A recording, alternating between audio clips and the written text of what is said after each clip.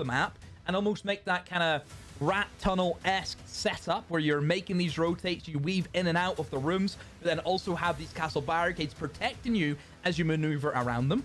Taking out the castle will be a huge wrench, and I'm sure many of the strategies that FURIA probably would have liked to have had.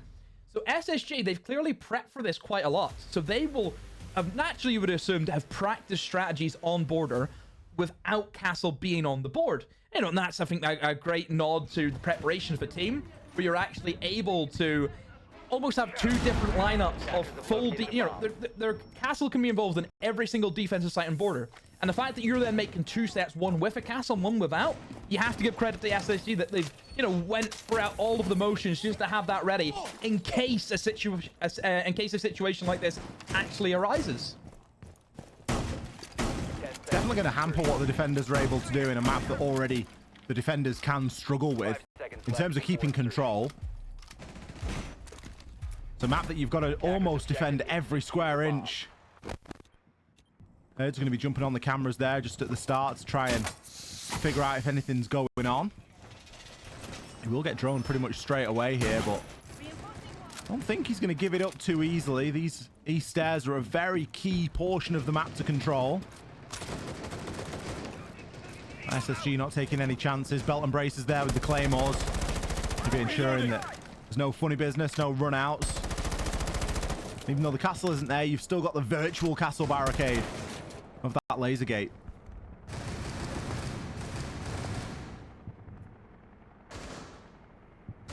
All quiet at the moment. And SSG are just setting up all of their different players, and oh, it's a big issue, but somehow Casey has been able to eliminate Ashen. He was looking for the run out, knowing that somebody's lurking outside the window. As he runs out, Ashen jumps in. Casey gets detected, but still ends up winning the engagement. Already a very comical first entry. Bit of a shame to not see that one traded for Leapox. He's retaken the position on these east stairs, and he's found one onto Fultz. Got his sights trained there over onto Passport, and is he going to get the heads up on the book? Easy down for him, and a long-range finish with the shotgun. SSG haven't traded anything yet. Everybody's died on their own. There's been no teamwork, no potential for that 1-2 punch. Oh, SSG. You're getting the best at, based on, I think, the positioning from FURIA and just knowing the angles that they need to try and line up. FURIA has everything covered. They've extended the full way across the top floor. Every inch of it is going to be covered by these Brazilians. SSG now obviously looking around themselves thinking, well, what are we supposed to do? Not a lot as for Leapox. He's just commanding this east stairs with ease, Ollie. Making it look oh so easy. Forrest now in the 1v5. See if he can pad the stats, because there's certainly no chance he's going to be winning this one. This is just nigh impossible for him. It's going to be the take him out. Casey does, just taps away. Quick peeking him around. A flawless that sets down the marker. This FURIA, Ollie, they are here to play. They've planted a flag in the sand right there. 3 kills for Leapox on east stairs. No player, no position being dealt with. You do wonder at times what SSG were even going for there. You know, border, you've got to defend a lot of the map, and as an attacker, you've got to take key positions. But you can do that as a team, and then once that location has been gained, you can then split off and rotate around and do the next part of the job. But it's like SSG tried to win every individual gunfight there.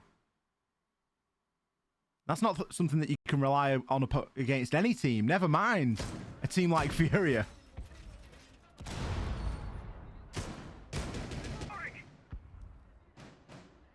An ace between Leapox and KZ as well. First round, just whenever a round like that, you know, happens. For SSG, it's the case of, right, fellas, can we wake up here? Because against a team like FURIA as well, Ollie, this isn't, you know, oh, you've let one round slip against somebody else. This is FURIA. You've let that round slip in that fashion against the team who we know can literally, you blink your eyes and you've been 7-0. Yeah, they'll run away. You know, and I didn't, whenever you said, oh, I don't think that, you know, SSG or FURIA will be the same as what Bleed and W7M was. I said, oh, you could have double 14-0s. You don't know. You don't know. If every round plays out like that, yeah, we double, you know, double 7-0s. Early days though, and it's all about the response here from SSG. First round, whilst it's important to get it on there, isn't always indicative of what's going to happen throughout the course of the series. And the best teams will be able to adapt as they go. Herd's not getting baited into shooting that Selma off. Happy to let that detonate and use the angle himself, or even just plug it up with the Kiba barricade. I'm going to be some drones going in there as well. Nice way to play that, because as the attacker, you're expecting the Selma to open the wall in a certain way, and you don't really know how the Kiba barricade's been placed. So Herd's still with an upper hand there. These stairs still being held by Felipox. The big vulnerability is Passport, and he's just going to use his Toxic Babe canisters to stop the players from flooding him at the top, but looks like he's going to go for a bit of a rotation here. Yeah, it feels like Felipox wants a spot named after him. Instead of Eastairs, just be calling it Felipox in the game. Herds open things off with the opening pick, and Felipox, yeah, as easy as you like, finds Fultz, caught on the drone.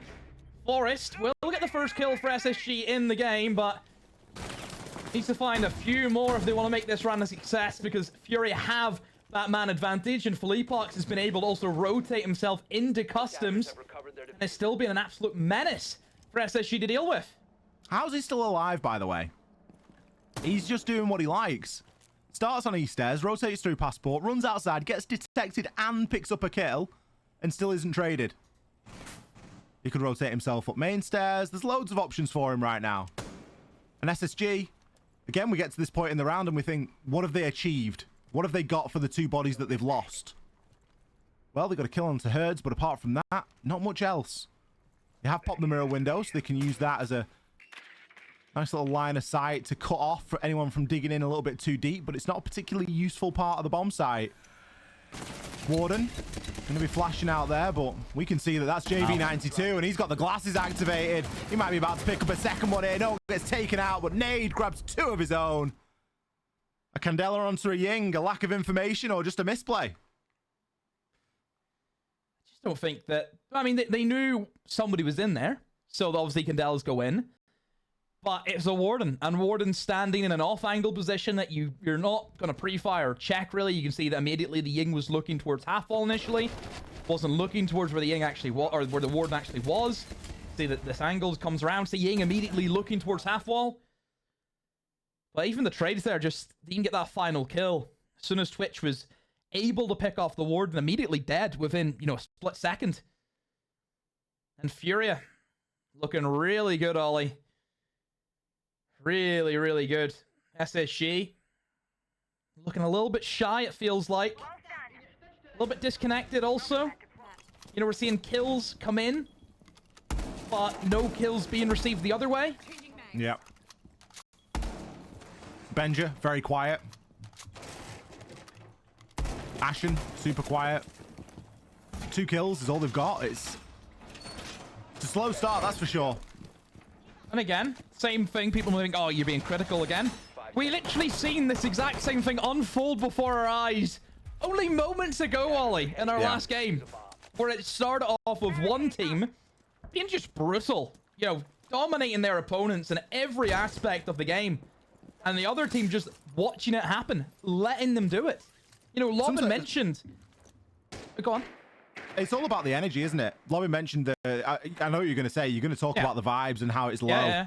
And it looks low from SSG. You can tell and you can see, and a good team will sniff that out. And a good team will easily, you know, exploit that very quickly. And it's the same sort of vibe here. Sometimes when players load into a lobby, you watch a couple of rounds, you can just tell if they're looking a little bit flat. And it's going to take something big happening for SSG to get that momentum. Another opening death. Onto one of your hard beaches as well. Thankfully, they still do have another one, but again, it's just the principle of it. More kills come in, but still FURIA. You know, this is the measure of just how good these guys are. You know, Ben's just been able to move in there, get a kill, immediately dead as soon as he got that kill. Yeah. FURIA just do not give you any chance of light, you know, you think, oh, we've got the kill. Nope. Straight away, back into the void. And again, for SSG, it just feels very slow. Nobody really wanting to make a move. 4 players who are full HP in great positions. The Dokkaebi call came in from Ashen, but barely misses out on tracing Herds there through the wall, who is now rotated in towards Archives and is still in this roam game. J9O actually upstairs on the top of the dome with the Candelas ready to execute onto the players who could be inside of Office, and that's where Herds is rotated. The second and final Dokkaebi call comes in, but nobody in a position to take advantage of, and Herds has probably had a look at the timing and said, yeah, it's time to go. And again, Ollie, kills come in, but still, it's actually a trade this time. FURIA always staying one step ahead of their opponents. And the Candela can come from JV92, but if no one's there for the catch inside of Office, it really doesn't matter. We heard the Candela go off, but nothing happened off the back of it. He can't play off his own Candela there. It's going to take him too long to get into position. Still C4s available here. 3 of them. We've got 1 pre-placed. And it's just a matter of time of waiting for the information to come through. Whether that's a bit of audio, whether there's a bulletproof up there. It looks like there's a BP inside a workshop at the moment, but still the east stair camera is up. There's 25 seconds left, and east stair camera is still alive. Herds is going to find one onto JV92. Tubrau going to slow down the exothermic. I mean, that's just an interaction you never see, because who uses an exothermic to open the floor? You could just shoot it. Oh, it's men against boys. Different level entirely. FURIA dominating so far here on Border. Wouldn't be surprised to see attack timeout come out here. And it looks like that's what we're going to get. Yeah, SSG need to get things under control. That's where call out will hopefully help them, but my word, they look terrified.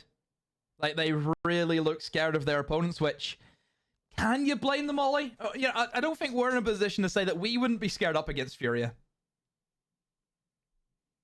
I wouldn't like to go up against FURIA.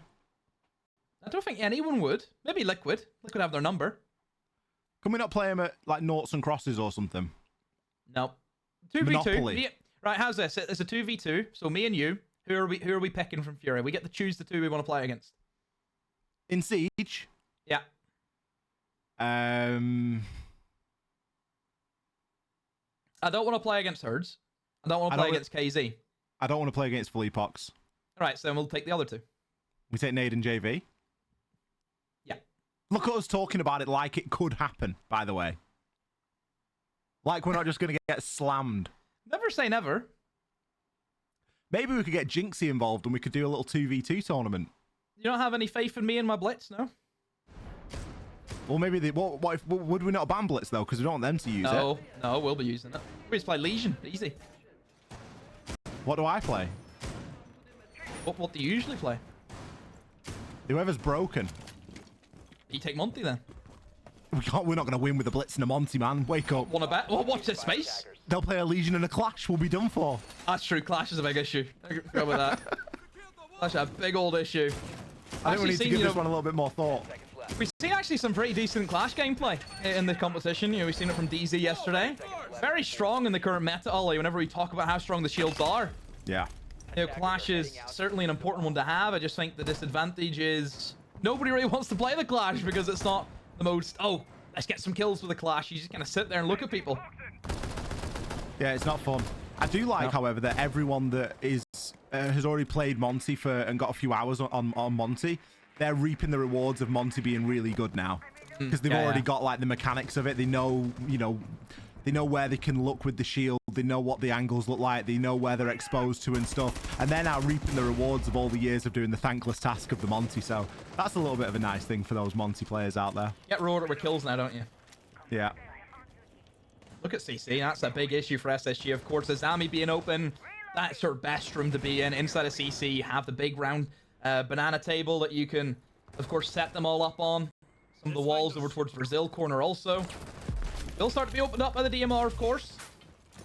Rips through them pretty well. Forrest smokes off that opening that was made in the armory wall, but is he aware that it's a Warden, no Wally, who's going to be standing looking at him through the smoke? Bendu gets clogged up again, but like last time, destroyed by that DMR. There's a sniper positioned holding on to that long angle. Stairs, Benja in position with the skeleton key, looking to root out that player in towards armory. They should know he's there. This is a position that, you know, JV has played beforehand and actually got some pretty nice kills from it. Still, look at these keeper barriers, Ollie, just slowing down the time, and that's been a big issue for SSG. The clock is running against them. Yeah, every second that ticks by is one that goes into the defender's advantage. Benja with a really important job to do here, and you can hear the skeleton key going off, but he's not seeing much value from it just as of yet. There we go. Eventually, the pinch comes through. Brilliantly timed. You could see a bit of a crossfire there as well, with some shots coming in from the balcony. Finally, we see SSG gain a first kill here. They do a really good job of rooting that player out, but still, the job isn't done just yet. Caught out inside of the goo mine, and Felipox, he's going to get the prediction perfectly there and grabs him as he's jumping out of the window. Can just Toxic Babe off and try and give JV a little bit more cover. JV only needs to survive for a bit longer up there, but Benja, he's woken up. Second kill onto KZ. Yeah, it was the player inside armory who actually took up the same mantle as what JV did. See, Forrest actually just trying to go deep in towards Archives and perhaps get a plant down, but the goo mine's going to stop it for the meantime. Ashen looking to just try and walk in towards armory. The barricade's going to be in his way. Down goes the smoke. A big kill. Benja on a tear.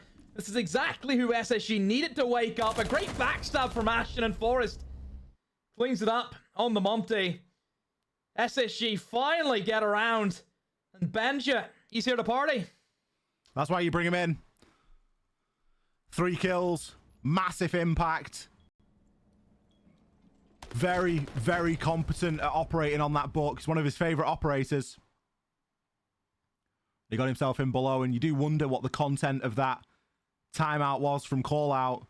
Was it just enable Benja to go below, make sure that he's droned, make sure that he's got space? That's certainly what it felt like, which is unusual, especially given that FURIA, they've been defending every single inch of the map. So strange that they weren't conscious of him, weren't roaming for him downstairs. Timeout good for a round, which is fantastic for SSG. It's exactly what they needed here. But 1 round isn't going to cut it. There's still a bit of a ways to go, and a good round out of Benja, whilst it's fantastic, SSG aren't going to win the series based off that alone. They're going to need contribution from everybody. Well, you never know. If Benja goes and drops, 40 kills. Don't think you can argue with that. Well, just goes and breaks the kill record against FURIA. Yeah, obviously, nobody has ever broken above 27 kills in one map before. 27, of course, is the highest set by Holu. All the way back in OJ Pit. And we've seen that, obviously, rivaled there a few years ago as well.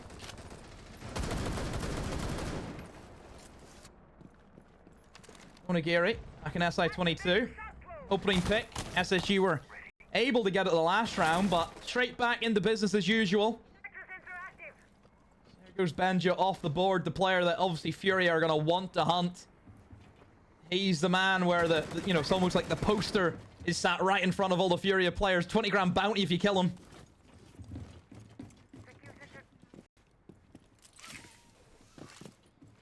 And with Benja gone, it relies on someone else. Well, yeah, it's not even dead or alive, is it?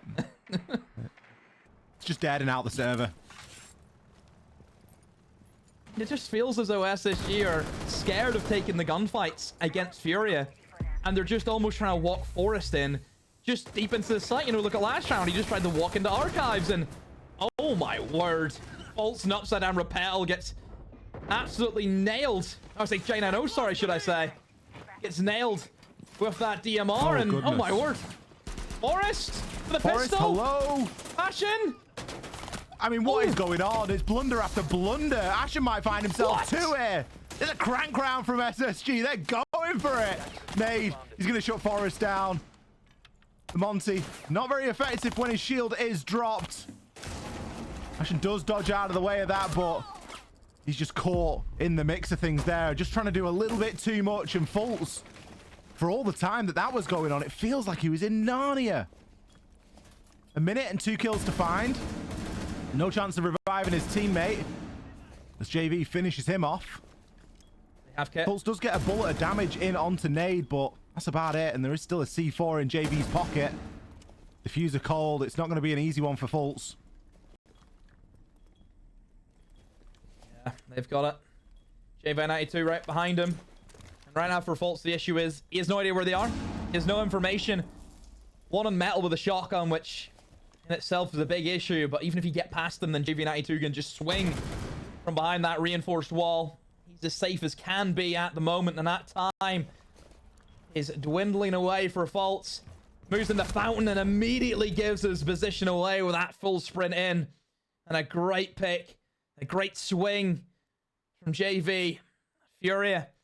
Sure, they lost the last round, but straight back into it with a very clean defense there. It was a little bit scrappy, of course, but I think that's just because the attackers were going a little bit crazy. Especially Ashen with that SMG. But still, FURIA get it over the line. I think Ashen with the SMG, he didn't do a bad job. I think he just overcooked a little bit. I think he overheated. He needed to just take a step back there and recognize he'd gotten 2 kills and just be like, right, I've got 2 kills. We've got CC control. Let's just chill. Take a second. Recognize your gun. You've got an SMG. You're not going to be taking those medium gun fights. Not only can you not take medium, but you can't take very many back-to-back engagements. He was almost running out of ammo. Well, yeah. And then you look at Forrest on the other side of things, and you think, all right, he dropped the shield to try and catch someone. If they weren't looking at him fair enough, and he didn't die from that. But then he still dies from the player inside of Office. Office, I think, yeah. You just think, get your shield back up, realize what you've got. Let's shift a bit of attention around. Let's go around to Armory Wall. Let's help Fultz out a little bit and see what we can make happen there. A little bit of an overheat from SSG. And FURIA happy to take the round because of it.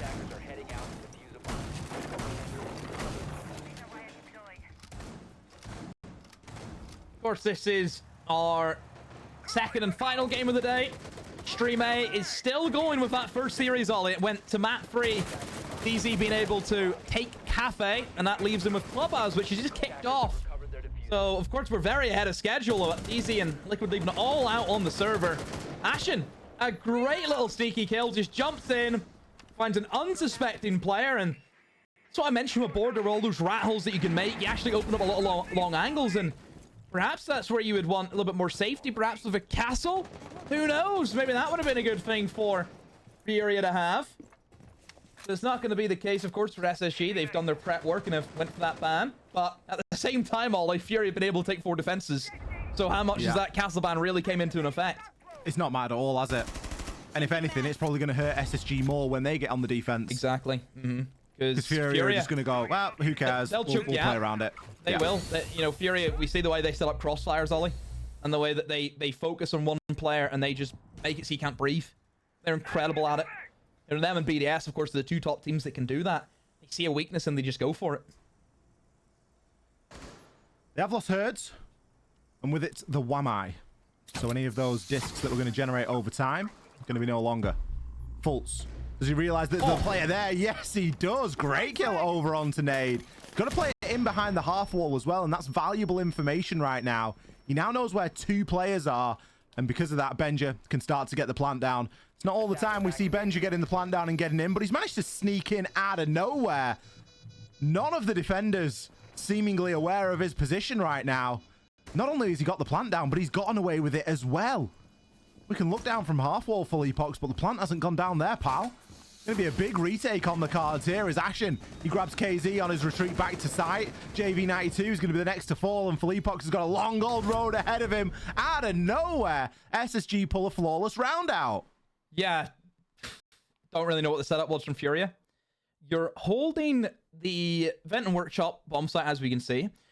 Naturally, a lot of teams will hold upstairs. We have the mirror windows that they've set up. They've been trying to hold security, hold in towards Armory.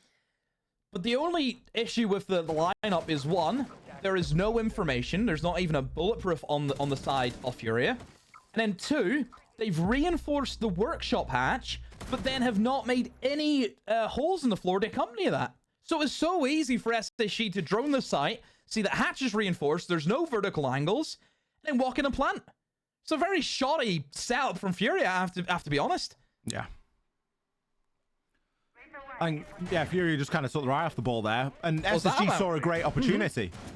You've got to give credit to Benja in that situation. He was the one that got in and got the plant down. Benja planting? What? Hang on a minute. I know. Maybe that's where G2 went wrong. We're going to have to call him something else if he carries on with that.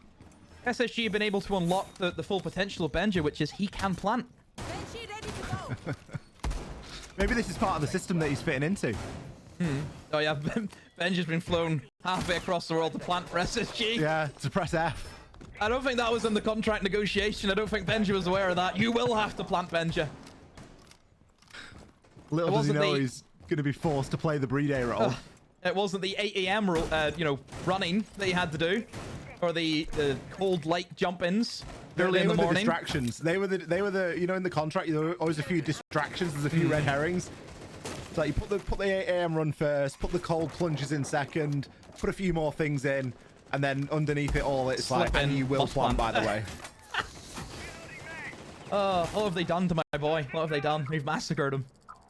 Anywho, FURIA now, they have the attacks to come. This is going to be their first time attacking here on border in this game.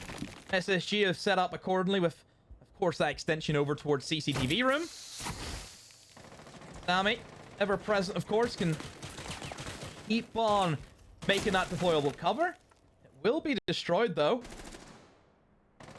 Hertz knows that he's here, but waiting almost for Benja to peek into him, but Benja himself is honestly hoping Hertz is peeking into him. Both of them don't want to move. Both of them want each other just to walk in to the angles. This is a stalemate if I've ever seen one. Oh, what a shot there from Hertz. He's able to eventually catch Benja out. Patience paying off there. Unfortunate for Benja to peek that because he really doesn't need to do anything as the defender. He can just keep replacing that cover and play that life all day long, but giving that location up, it's going to weaken the hold inside of CCTV considerably. And it should open up that side of the map a little bit. Good lineup right now for FURIA. Forest able to grab that kill on the KZ, who was unsuspecting somebody would be playing aggressively on that wall, but in FURIA fashion, they don't let that man advantage away from them for too long, as they got it right back into their favor. Birds playing off the information that the Monty's been able to feed them.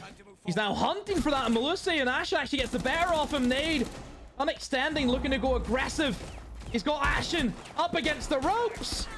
He's able to land the pistol kills. Ashen falls, and J90, oh my word, he can't see anything, but still somehow finds Philippox. But on a 1v2 against the Deimos and a Monty, two operators which are extremely good in the 1v1 scenarios. Oh, almost a blunder from Nade, but JV is able to pick up the kill. Almost being gifted a Monty at his doorstep there, J90. But unfortunately doesn't get the kill, but I still feel as though JV would have had the kill nonetheless, Ollie. I don't know how Nade lived that round. I'm going to be honest with you. He is on 105 HP right now, so he's got full HP. But there was this like little punch scenario where you just think, oh, could have been a headshot. He's left on 9.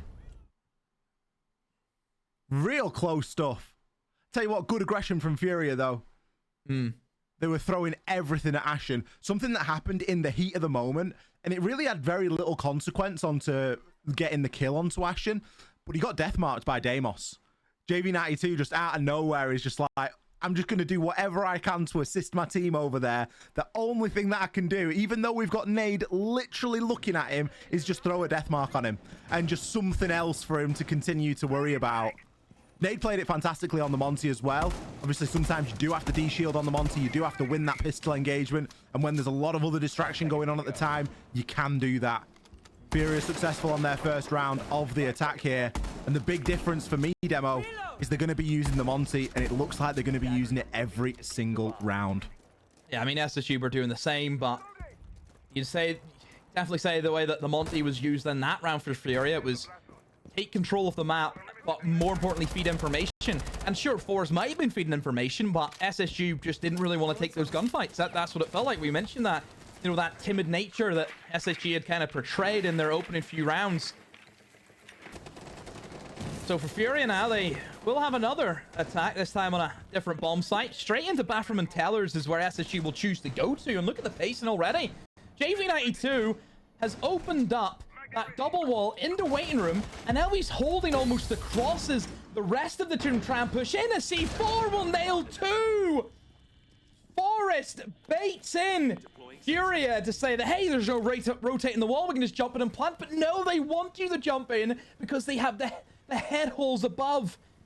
You can toss the C4s through and in, and 2 kills come in favor of SSG, and that has certainly killed the round for the meantime for FURIA. They're going to need to try and recalibrate their systems and get them back online. They need to find some magic here. Herds has already picked up 2, so that could do a lot of the hard work. Fultz will be there with the direct trade, though. JV92 is still not really moved from his position, and he's in a good spot to do something about it. Takes Benja down, levels things up 2 versus 2. A lot of pressure now comes down onto Forest, and with the plant starting to go down, you can hear the C4 rips, but it's going to be short. JV, his position in this round has been fantastic, and he continues to chalk kills up. This player's allowed to get outside. It's over. JV92. A stellar round from him. Oh, remember we were saying if we had to choose 2 to do a little competition against Ollie? Yeah, said, can we change? We'll take Nade and JV92. I'm not sure now. I don't know. I'm telling you, there's no one that you'd want to go up against. They are just so How good, can you they? get a They double really C4 kill like that, where you kill the Monty and you kill the player on rappel? That should be the round dead. Unbelievable, the mental fortitude. I mean, for FURIA, it just feels like another day at the office, though, doesn't it? That's the scariest thing. Like, I've no words. I'm actually lost for words. I really don't know what to say. First time you've probably seen me stumped. Because you know, you have a lot of issues with trying to shut me up. I think everyone does. Just whack FURIA in front of me and just watch me crumble. I'll tell you what, it's going to be a good map if FURIA do win this. And they play W7M tomorrow. I know we're getting ahead of ourselves there. There's potentially 2 maps of a best of 3 to be played here, but you've got to be somewhat realistic with what we're seeing at the moment. Oh, you have to be. You have to be. You know, I know that there's going to be SSG fans out there and neutral fans that maybe don't like hearing this. Just NA. They don't want to see FURIA do well. I don't think... at some points, it does feel as though everyone wants FURIA to lose because I suppose they're the big dogs. You know, everyone was cheering for Liquid to beat FURIA. Everyone in the world was hoping that FURIA would lose. And it happened to SI as well. Everyone was hoping that FaZe would beat them. Well, that's just the way it is. Whenever you're the top team, people don't want to see you stay at the top for long. Look, G2 went through it. Of course they did. G2 still go through it. Ooh. This is a rough round for FURIA, isn't it? What happened? Everyone's dead. 40 seconds gone. I think it was just an aggressive round from the off. JV92 kicks things off. And from that point onwards, I think SSG are just playing a little bit angry now. This is how they need to play, though. I want to see him play with this passion. It's almost too late bringing this out when FURIA are on a map point, because are you going to be able to do it for the next 4 rounds in a row? That could be quite a tall order. JV, the star of the show in the previous round. Left with 4 kills to find here. J90 is fairly low. Forest, around half HP. But it isn't going to be enough. Fultz. He's going to be able to do the business there. Looks like Fultz has got a little bit of a tech issue as well. Going to get the admins involved to sort that one out quickly. But a quick round from SSG. That's the passion. It's almost like they're scared to play with that. It's like they can't play like that from the start. They can only play like that when the match point is against them and there's nothing to lose almost. Yeah, 100%. But if they came out and played every single round like that, FURIA would be sat there wondering. They'd be thinking, blooming heck, they're playing a bit like us here.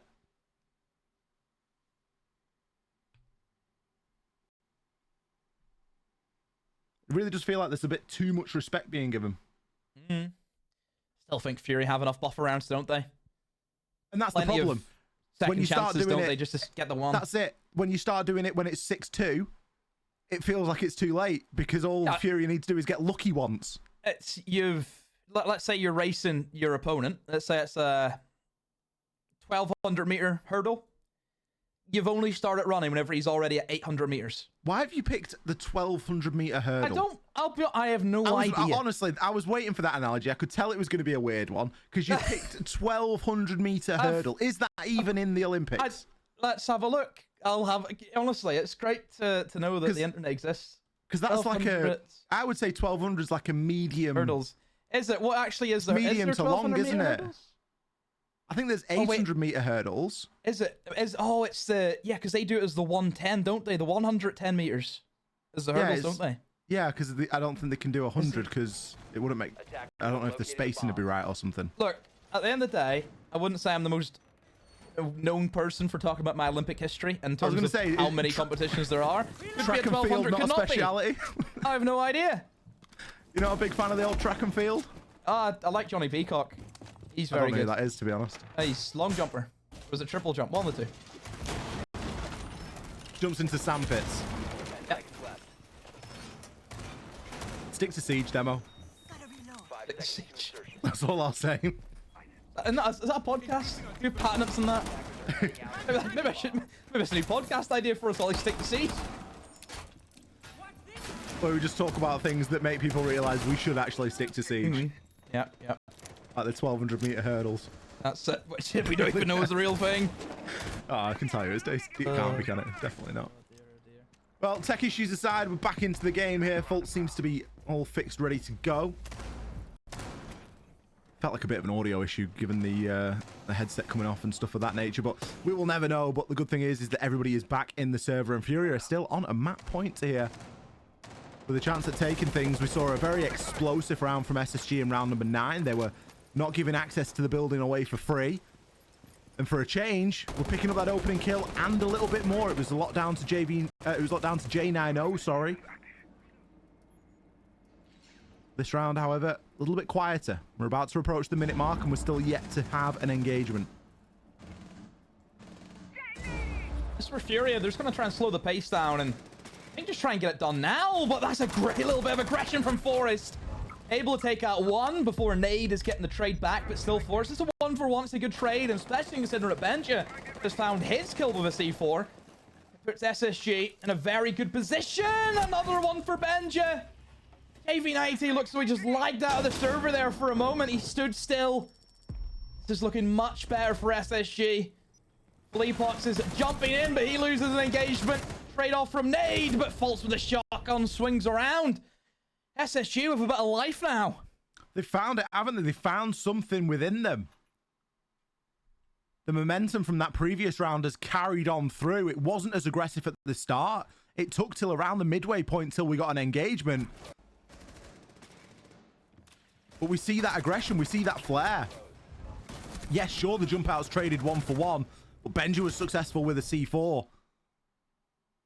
And then the kills just kept on flooding in. This is what we want to see from Spacestation. They have that potential to be an aggressive team. They have a potential to be a nightmare. I feel like they were far too timid on their attacks, and thankfully for them, they're starting to show a little bit of that fire, a little bit of that passion. Timeout being called for FURIA here. Obviously, can see that there is a window of opportunity for SSG to get this one over the line and want to try and snub that out as quickly as possible. Still on a map point, so they don't need to reinvent the wheel. They just need to play a good round of Siege to secure this first map of Border. 2 more rounds is what they need to take it to OT, and they'll be then question marking FURIA, thinking, what on earth have they been doing? You know, to be so close just to lock out the first map in really good fashion and set a good pace for the remainder of the series. He's got to slip away. You're thinking, FURIA, is this FURIA? Is this G2 perhaps playing for them? I don't know. No way. Not with the way they played the first 6 rounds.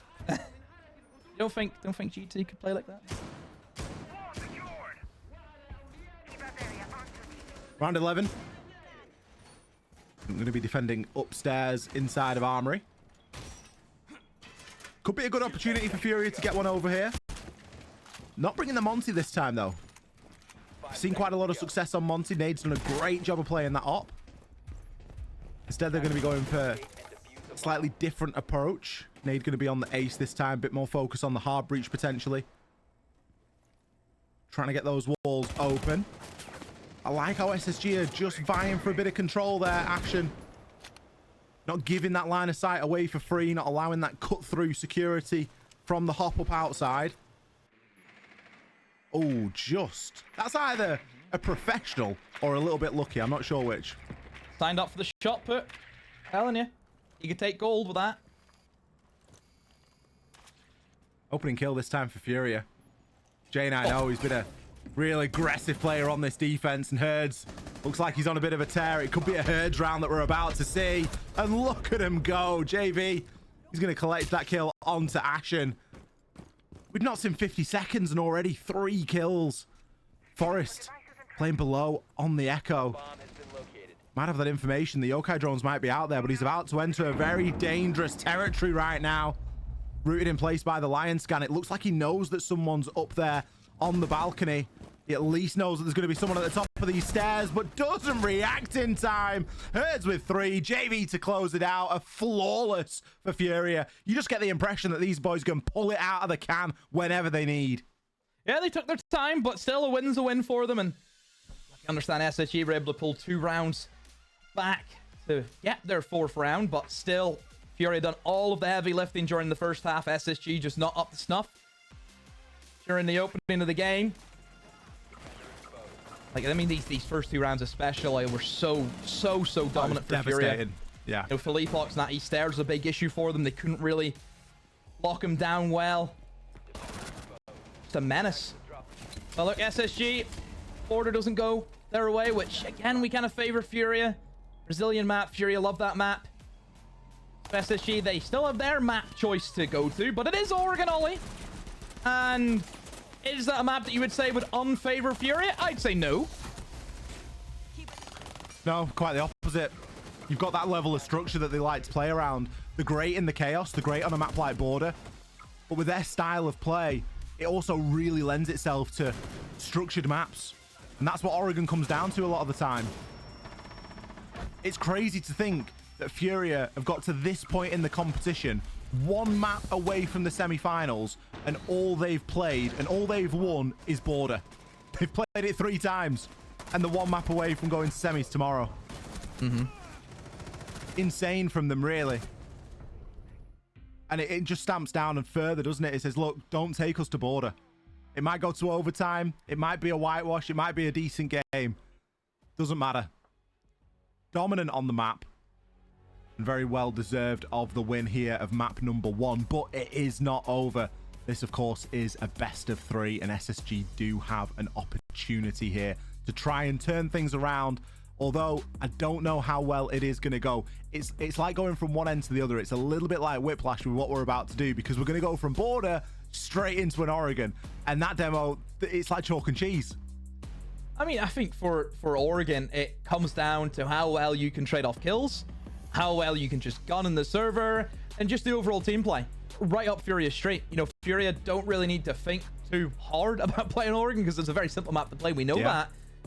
So there shouldn't be a change of pace from FURIA. There needs to be a change of pace from SSG. That's who we're going to look at. That's who's going to have the pressure on them. Absolutely. We're going to take a very short break. Once we get that second map underway, we will be back. Don't go anywhere. We'll be back in just a few minutes.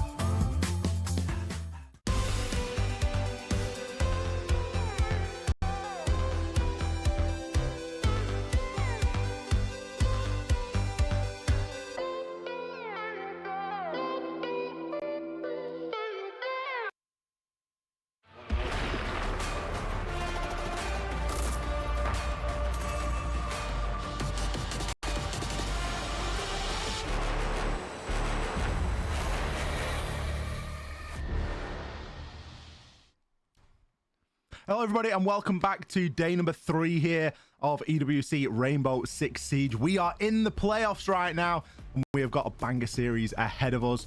We've got FURIA versus SSG. We've already seen map 1, which was Border, and now we are going to be headed on into map number 2, which is going to be Oregon.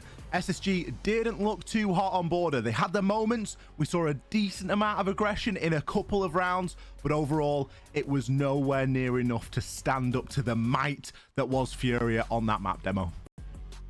Yeah, FURIA just straight from the get-go, ferocious in how they wanted to go around playing those defenses. They didn't really give SSG any breathing room at all. It was a big struggle for SSG just to find any form of footing inside of the map. I think we will be able to see that if we look at the scoreboard as well, just the sheer difference and maybe a little bit of a top-sided performance or a top-heavy performance from SSG. Ashen there, 8 and 9, Forest 7 and 8, Benja 7 and 8. People struggling for that positive KD on the side of SSG. On the flip side, JV92 +8, Herds +2. A lot of players plus on the side of FURIA. Felipox and KZ not having the greatest showings, but having impact where it matters. For me, that tells part of the story, but for the other part demo, it's got to be down to the teamwork. Yeah, the team play just seemed a little bit disjointed, a little bit disconnected. FURIA, obviously the opposite of that. Whenever somebody on their team died, there was a kill going back in favor of FURIA almost immediately. SSG just didn't really have that, and that is usually a bit of a difference maker in terms of who's going to be taking the map or not. So yeah, for SSG, they need to try and play together more. They need to try and keep FURIA at bay, and you know, even if FURIA are very good at getting the trades, you just need to trade them right back in. You know, just you have to keep trading with FURIA, just keep it going and hope that you can win your gunfights. But look, of course, as I say that, I know it's incredibly difficult to do, Ollie, just because it's FURIA at the end of the day. It is, and what do you do against a team like FURIA? You're always going to struggle. You're going to have to come out with something new, and you're going to have to bring your very best siege. And sometimes that's going to be a little bit difficult to do, especially if you've just picked up somebody like Benja and you're trying to work them into the roster. Not only is it a new roster pickup, but it's a cross-region roster pickup as well. So it's not even like they've been rubbing shoulders together, scrimming, playing ranked, or doing other things of that nature. They're just going to have seen them at an international event and liked what they've seen, hence the pickup, but it's not like they're very familiar with that playstyle. So it is going to take a little bit of adjustment from SSG. It's great that they've got this far. There's still potential for them to go further, but it all comes down to Oregon as to how it is going to play out. And for me, I think it's a map that really does suit FURIA quite well. We haven't seen Oregon yet so far at EWC. It isn't a popular map. It is a map that's actually on its way out, so it could be one of the last times we ever get to see it, Demo. Yeah, it might be our last cast on Oregon, believe it or not, Ollie, because this is our last cast off the tournament is this series. So yeah, I would say, Ollie, on good authority, this is probably our farewell to Oregon. So yeah, I'm looking forward to it. Absolutely. We'll try and give you a little bit of an update as to what's going on over on the A stream as well. They are still being played. Still, believe it or not, in map number 1 of their day today. So they're going to have a long old day in Riyadh. Obviously, it is DZ versus Liquid. It has gone to map number 3, and we are currently in a tactical pause. So it really is anybody's over there. They've been going back and forth. There's been overtimes. There's been a little bit of everything, and neither team is leaving anything on the line. Quite the opposite to the day that we've had so far, Demo, where we've seen W7M and Bleed and a little bit of a stompy game there. Border, wouldn't necessarily call it a stomp, but it was definitely convincing from FURIA. SSG, they're the team backs up against the wall. They need to try and take us into map number 3, or else the tournament's done for them. Again, for SSG, look, I think it's been a big improvement from recent results. Obviously, for FURIA, I think it's different mentalities, isn't it? You know, SSG coming to this competition, it's not more about the results. It's about seeing how well they can mesh with Benja and see if there's an improvement from where they were. For FURIA, it's winning the competition. You know, that's where we're at. That's what it comes down to. There is a longer plan at play here for FURIA. They've won just about everything else. They're going to want an EWC trophy to add to their trophy cabinet. Grim going to be the first removal here by Furia as we enter on into Oregon. Where are SSG going to go? You get the impression the castle ban hurt them a little bit on the border. Maybe. I don't think it would have been decisive. I'm not sure it would have changed the score that much, but it could have had an impact. We're going to start with a Ying removal. Go for a Fenrir. I'm very shocked, you know, despite the nerf, Fenrir is still seeing a good ban rate.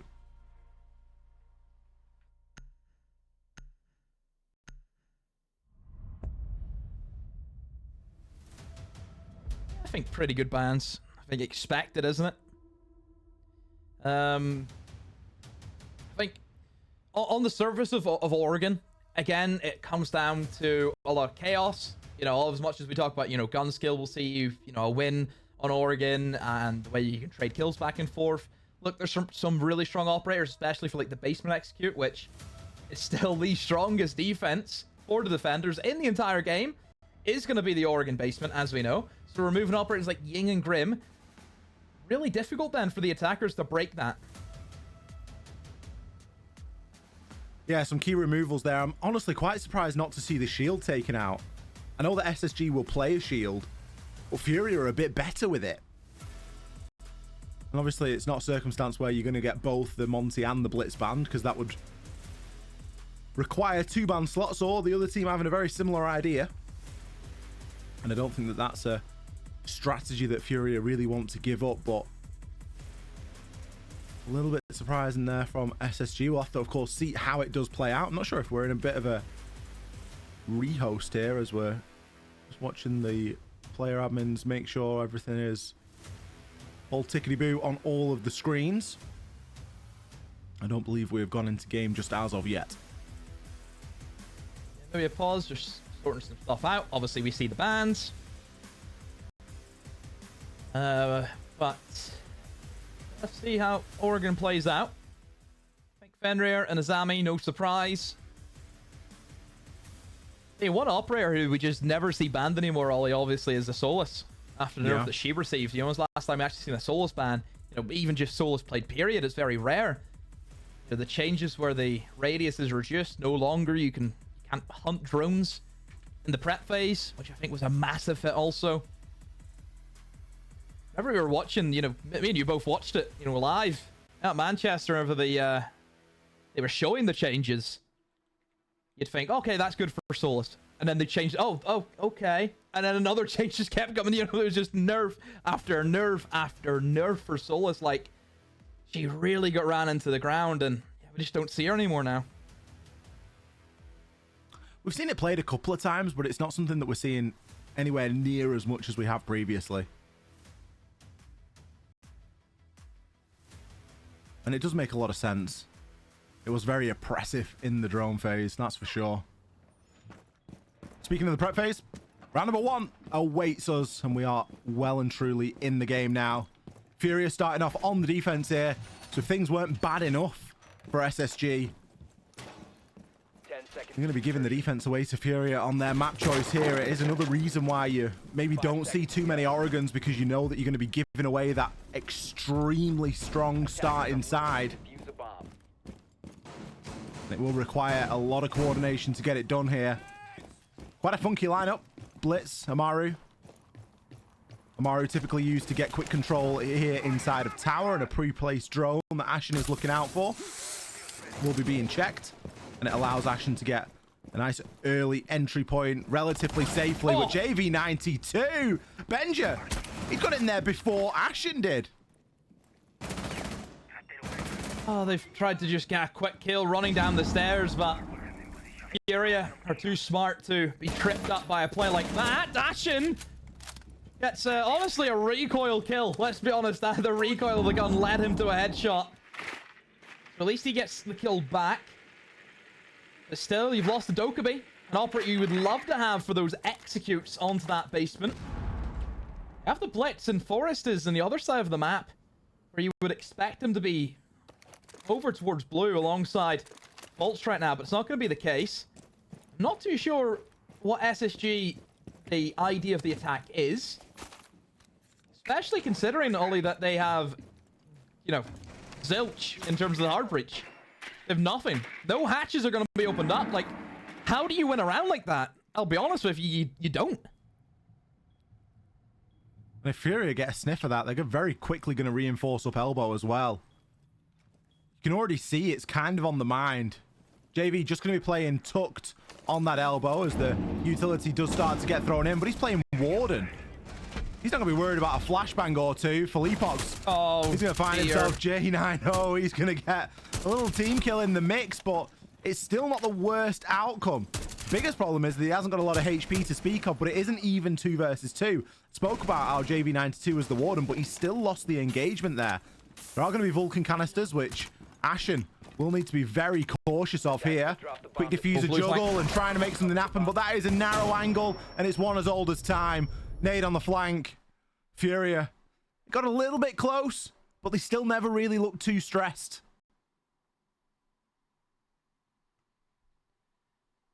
Oh. What happened? Like, obviously, the initial opening wasn't the idea from SSG, where they wanted to send Benja and Ashen straight down to the tower stairs. Look, I think a big blunder, TK and Forest there. Forest is alive, they win that. 100% of the time they win that. So even I think FURIA were quite fortunate, which, strange to say, considering how actually weak the lineup of SSG was. You know, not a hard breacher in sight. Hatches were always going to remain shut. Like you mentioned, they could have reinforced up elbow. Just came down to the minute details. You know, a blunder from SSG, and it upsets the strategy, the plan of attack. So FURIA, they take the first round, but it was, I suppose, pretty fortunate for them. I mean, it goes into why that's such a good sight for the defenders, right? Because even though it got to a 3 versus 2, it very easily gets leveled out, and it's still so difficult to try and attack. SSG, honestly, for my money, they got lucky to get that far. They didn't bring a hard breacher. They didn't open anything. They just had gunfights. Yeah, gunfights will get you so far, but, I mean, come on. When do you see a successful basement attack without a hard breach? Not very often. Not as well. I've seen 3 hard breachers, and he still struggled to get that round over the board. So, yeah, no surprises. But we move to top floor now. SSG in their lineup. They've got the hard breach this time. They have the ace being brought in. Also got the capital. Suppose you do need some form of kind of removal, clearing away strong positions. Ying and Grim would be great for that, but Capital, I suppose, can try and do a job. They're trying to play very quick, aren't they, SSG? Trying to take a lot of space in a very short amount of time to almost just try and cheese a kill against FURIA if they can. It's probably not a bad strategy, really, try and catch FURIA off guard. We know that if you try and fight into whatever it is that FURIA have got set up, you're going to have a hard time of things. So sometimes trying to catch them out could be a good strategy. IQ now just going to be able to walk up these white stairs, but we'll, of course, have the barbed wire at the top, which is going to be the big giveaway. And then if that barbed wire gets triggered, guess what? You got a clash facing you.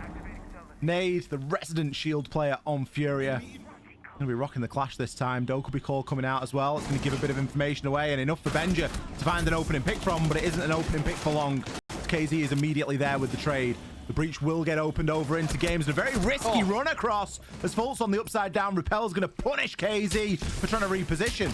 Capital bolts now go through, and Fultz has picked up his second, neutralizing the clash. JV with the direct trade, and the diffuser going deep inside of the site. Bit of a rotation now, just coming out of oil pit as Forest with the kit gets the kill and is going to start planting that diffuser.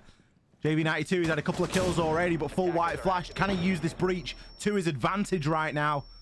He likely knows that the plant has gone down inside of kids. The reinforced wall at the top of white is going to help him somewhat, but he doesn't know which way to look. And J90 started off with a good round and finished even better, picking that final kill. I have to highlight Forrest and his movement in that round. Look, they smoked out a lot of the sites, smoked out the feet holes, smoked a little bit deep, almost onto the kids' door. Forrest just runs, just keeps on running through the site, gets himself in towards attic. And that positioning is really crucial to eliminate that player inside of kids. They know there's a guy in kids. That player in kids, the last thing he's going to be expecting is to get killed from Attic, because that is one area that SSG were not interested in. SSG weren't even interested in going towards Armory. It all stemmed from White Stairs and that big window. So it was such a free kill for Forrest just to maneuver his way around the site and pick up that kill. So yeah, all credit to Forrest. Really good game sense there. I like this SSG. I like the SSG that plays a little bit more risk-takey. In some ways, they looked a little bit like BDS in that last round with the calculated risks that they were taking. Let's see how long they can keep that going for. We're seeing early success on Oregon is always key. Especially on that top floor site. That's going to be one of your primary sites that's available to you as an attacker. You can almost right off the basement. Very difficult to pick up rounds there, but that top floor opportunities, as we've just seen. This time they're going to be bringing an equally oppressive lineup. Strange to see that Forrest has gone for the Monty this time, having seen Nade already play the Clash. It's like those two have danced around each other in the night. Nade almost predicting the Monty in round number 2 and playing the Clash for it, and then not seeing it in round number 3. Or not thinking it's going to be there in round number 3 and then not picking the Clash. The Clash would have been nice to have here as a bit of a counter for that Monty. You've still got the Legion, which of course is going to be a bit of a pain. That opening pick onto Ashen. Track Stingers. Not necessarily brought for the flank here, Demo. More brought for that denial of sound. When they're going off, you can't hear too much. Oh, Fleapox has attempted a swing in the big window, but Forrest in a prime time position to feed that information. Will he be aggressed onto? That is the question. Is he really worried about these players coming down towards White? And he gets caught out. Benja lurking down in towards the kitchen corridors. Diffuser was attempted there by the Monty. Another full White will occur. Herds is able to find the kill. And oh no, Forrest has been down. The Monty is bleeding out. False has been able to find a kill from that upside down rappel once more. Going to leave Nade in a 1v2 essentially. I don't think that Monty will be in a good position to get picked up. One player in the big window. The other player now moving in towards White. He will finish off that Monty. Does he know the positioning? Smoke will cut off that line of sight as he tries to pre-fire onto the big window, but Jane just has to look at him tapping through the wall. SSG with another successful top floor attack. Good stuff there from SSG. Getting in and amongst things nice and early. They didn't get the opening pick that round, but it really didn't deter them. The pressure from that big window just proving a little bit too much to handle. I was just thinking, Demo, with the way that we're seeing SSG play this round, or play this map, it kind of makes a lot of sense. Because if you just picked up a player like Benja, why would you go through learning Oregon? Do you know what I mean? If Oregon's going, there's no way that SSG are going to be bothered learning it. Like, why have they picked it here? Are they just running around? You say learning Oregon. I think everyone has known Oregon for the past 3 years. I'll be honest with you. Everybody knows how to play Oregon, granted. You just play Oregon just the way you want to play it. Oh, you want to do? Oh, yeah, sure. We'll do for this play. We'll go for this. You know, they'll all understand the game. It's a lot less prescribed than Benja fitting into a new system on a different map, right? Where they've maybe already got ideas or ways that they want to play it. It's just something I thought about. Attacker's objective is to defuse a bomb. Anywho, back to the basement. The round that was successful for FURIA here the first time. SSG, the biggest issue that we noticed, Ollie, was just the lack of hard breach. Open up the hatches was just not an option for them, and even to an extent, you see the operators that they've brought, they can only open up one hatch. Have to use 2 Selmas on a hatch to open up, of course. So, a little bit confused, but maybe they want to try and bring in the Selmas to move in towards the meeting, and Benja! Ho, ho, ho! Here we go! Benja! Flying through meeting! Rips through those FURIA roamers! And FURIA left stunned! My god, we built him up in the pre-match, Ollie, and for good reason. Well, he's delivering so far. Picking himself up another. On for a quad, on for an ace now. Had it not been for Benja, this round will be in the dirt. JV92 got a lot to do. Ashen He's going to secure that final kill, but it doesn't matter in the slightest. Hang on a minute. Did I just see Benja smile? We haven't seen Benja smile. We haven't seen him smile since he lifted a hammer.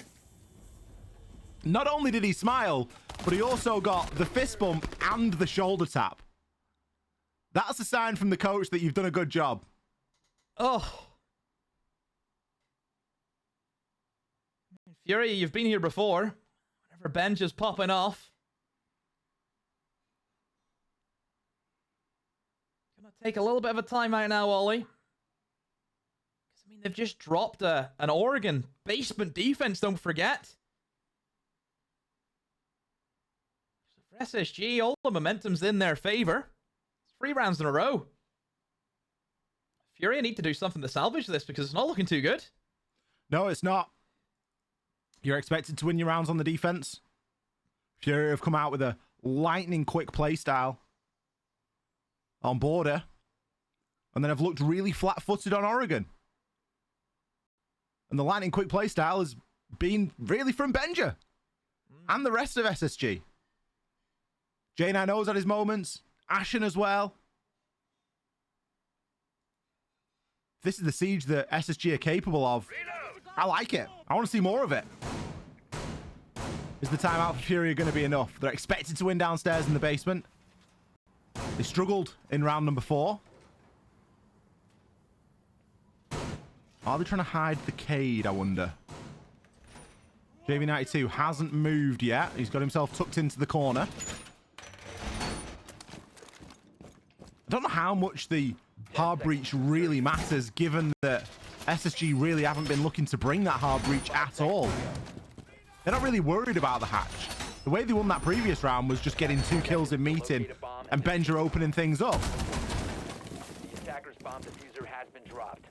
Attackers recovered the diffuser. Seems as though JV92 has been able to keep himself under the radar. That Cade Electroclaw will slow things down, but 4 tin openers. Maybe was a bit more of an intention to get that open this time.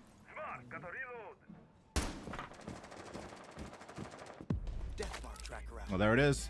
They know about the Cade. Need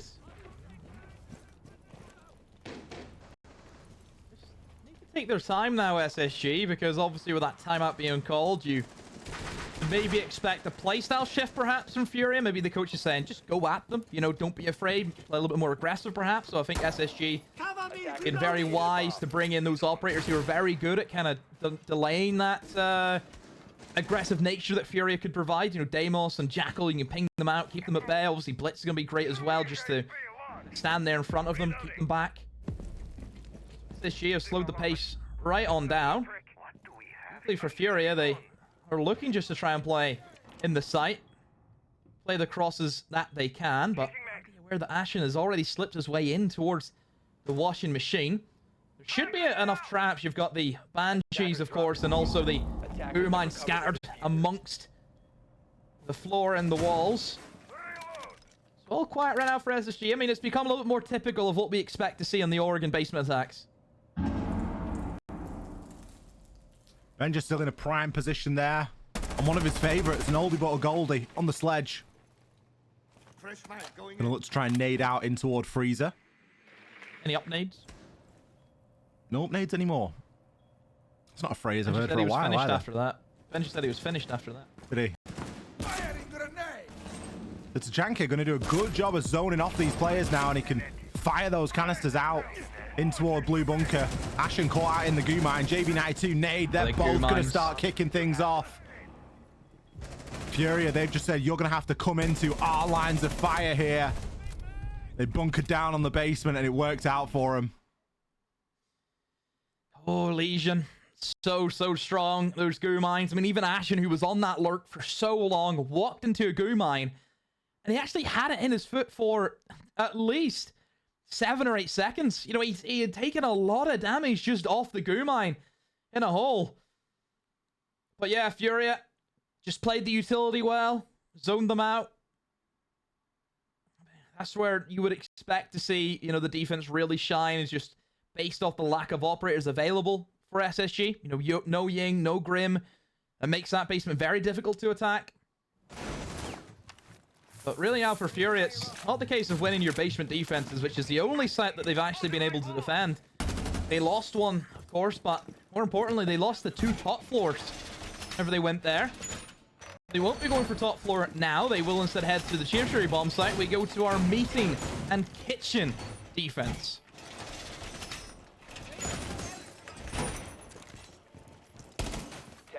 Left before insertion. Chance for FURIA to salvage a 3-3 round here. Or 3-3 half, should I say. Attackers are moving out to locate Quick the bomb update on the game that's going on over on the A stream. I think it's finally finished, Demo. Liquid successful over there. Another Brazilian team in the semi-finals. Oh, Brazilian team in the grand finals now as well because of that. Yeah, guaranteed. Located. Our FURIA going to be joining them for our SSG. NA's last hope. Gonna book that trend. KZ there. Brilliant kill onto action. Just running at windows as soon as they're opened. And not done there. Looking for more, but gets greedy and punished by Fultz. KZ just chancing it there. Fultz, who played pretty well so far in this game of Oregon. He's been getting kills here and there, really set his team up for success. Minute gone. The idea from SSU, it feels like, is going to be the kitchen attack. You open up that kitchen wall and you get a nice area to plant in behind the kitchen pillar, which of course will be a bit of a blind spot for the defenders to try and stop you. But to do so, you're going to need to, first of all, take above. You need to make sure nobody's going to be playing on the hatch. SSG now will turn their attention. Are going to be those roamers. They have the Capital again in possession to see if they can smoke off some of the sight lines and get their way into the big window. FURIA has went for a play. Barely misses ahead of Benja. Both exchange damage onto each other. But it's FURIA who comes out the better end of it. FURIA making it happen there. Capital fire arrows coming in. They're going to start to deal a little bit of damage there. No could be called, just forcing a bit of a shift for these players on the side of FURIA. Maybe looking to see if there's anyone outside on that kid's rappel, seeing if they can get anything happening there. Herds going to take Benja down. It gives the advantage over to FURIA right now. Moving in, the Thorn Trap. He's going to have to push deep to avoid the damage on that one. Whilst this top floor has now been called as clear, there's still a bit of a job to do here. There's still that small problem of getting control of that attic. The hatch hasn't actually been opened here. Maybe looking for a bit of a hot drop, but there's a chance at a retake. If they go for this, the sound that that causes is going to allow Herds to make that move, and he's just going to play this patiently. His teammate going to win the battle on site, or going to lose the battle, sorry. J90 successful there. Another Thorn Trap you can hear going off in the distance. The plant now starting to be attempted, but it's Herds on the flank. Picks up one onto Forest. Can he stop that plant from going down? Nade, he joins in on the action as well. The diffuser being attempted again, but desperately so. Only one player left alive. J90 gets a nice kill, I can imagine, through the angle on the hatch, but it isn't going to be enough. Oh, very close round. FURIA needed that one also to at least salvage something in this half of Oregon. SSG so close. You've seen the idea. Hot drop the hatch. Try and double up on the player in the bomb site. They did that. But then we've seen that player in Big Tower. That was the big issue for them. They were not able to get the plant down because that hatch then was retaken from above. And then FURIA have the man advantage and they just double up on that last player. Again, comes down to a 1v1, but never really in doubt to see Nade lose that engagement. So ends as an equal half. Still good for SSG. Still a very good half to get. 3 rounds on the attack. Especially considering the bans. Done a great job, so pressure towards FURIA. That's where it shifts to. SSG, don't forget, 1 map down. They need to win Oregon to take us into Chalet. So I suppose the pressure is still with them to make this happen. FURIA want to make it into that semi-final and join the rest of Brazil. And I don't know, maybe all the Brazilian teams, Ollie, perhaps met in secret and said, guys, we need to win all of our games, and then we guarantee a winner. But then what? We're just going to get Brazil versus Brazil versus Brazil. And the thing is, as well, you can honestly, if that meeting was to happen, you can imagine it almost like a Godfather-esque meeting. You know, the four fathers from the Crown families have all met. You've got Don Nesk. Who's sat at the head of the table? Oh, well, you've got Don Nesk, obviously. Yeah. I think that's a no-brainer. I would say Don Herds. You know, with his chains. Yeah. You know, the richest of them all. The richest of them all, of course. Cameraman. Yeah, cameraman, apparently. No, he's officiating the meeting. He's only there in official business. Right. He was actually forced out. He was forced out. Who else have we got? We need a few more. Hey, Volps. Volps is sat there. Him and Nesk. Maybe don't get on well. Cyber or Souls? I think Souls. I think Souls has got more of a look about him, hasn't he? More of a presence. I can imagine him with a load of, type, isn't he? I can imagine him with a load of chains on and like a grill. And he doesn't speak. Well, if he needs somebody whacked, he just raises his eyebrow, and that man's now dead. You know, that's it. He puts the hat on him. Well, Cyber's just the dog. You let him off the leash. He's the janitor. He's the janitor. He cleans up the mess. Oh. It's weird. It's weird where your brain goes to, isn't it? Sometimes it's very creative. Look at the position that Fultz has got himself in here. Oh. He's been found out right now. Surely he's going to be dead. Oh no. Oh.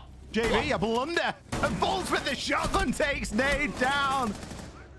A bit of a mess and a costly removal of that player. Well, FURIA get it done. It costs them dearly though. They lose the Monty. And they lose the IQ. Now, losing the IQ is neither really here nor there. It's more that you've lost Herds and the firepower that he brings. Oh, no words about what just happened.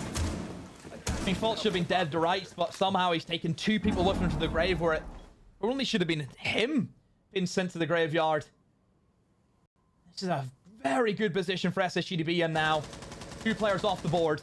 All of this utility that they have to wade through. FURIA, the time is not with them either.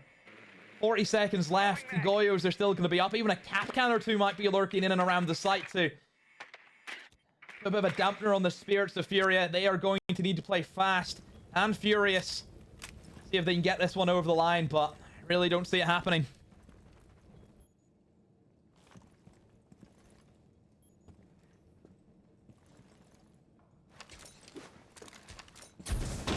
Not going to be an easy one, especially with how little time is remaining here.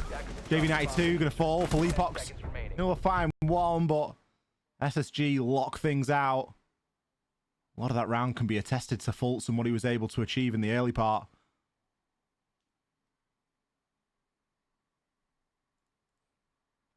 No surprises. Slow.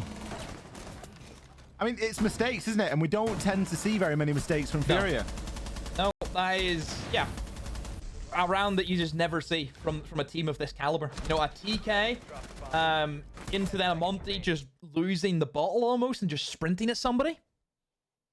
Very, very strange for FURIA, and that's kind of where you lose it. Oregon's very a demanding site where you need to have everything kind of go your way if you want to attempt to win that as the attackers. Like, you need to just play perfectly almost, because one mistake and it's going to be costly on the whole round. And we've seen a great example of that. At top floor, site that FURIA struggled with. They played here twice and they lost it twice. So I wonder if SSG may be having the same kind of issues. They themselves have also brought in a clash similar to FURIA where they were attempting that operator into the lineup. Didn't really work out for them. See what idea that SSG have came up with. Locate and defuse a bomb. Defuse it. Lineup for FURIA.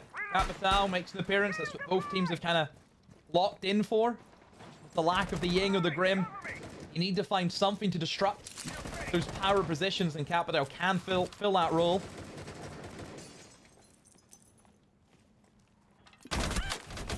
A little bit of early damage there in onto the clash. Where that came from? I think it was underneath the barricade or something. Oh no, maybe just clipped a little bit. Something happened. I don't know. Oh, Forrest is doing his de-shielding antics again. Gotta be careful with that one. It only takes one stray bullet. Of KZ getting himself into armory as well. There's not a lot that Herds can do really right now. Can try and bait the clash out and see if there's a teammate that's in position to do something about it, but he's not going to be able to remove that mute jammer.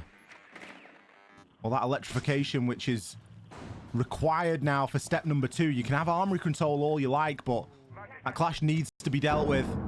From below is always a good option as well with the buck and that skeleton key, and that lion scan's going to come in trying to root that clash in place and get a little bit of damage in onto him, but not able to land a finishing blow.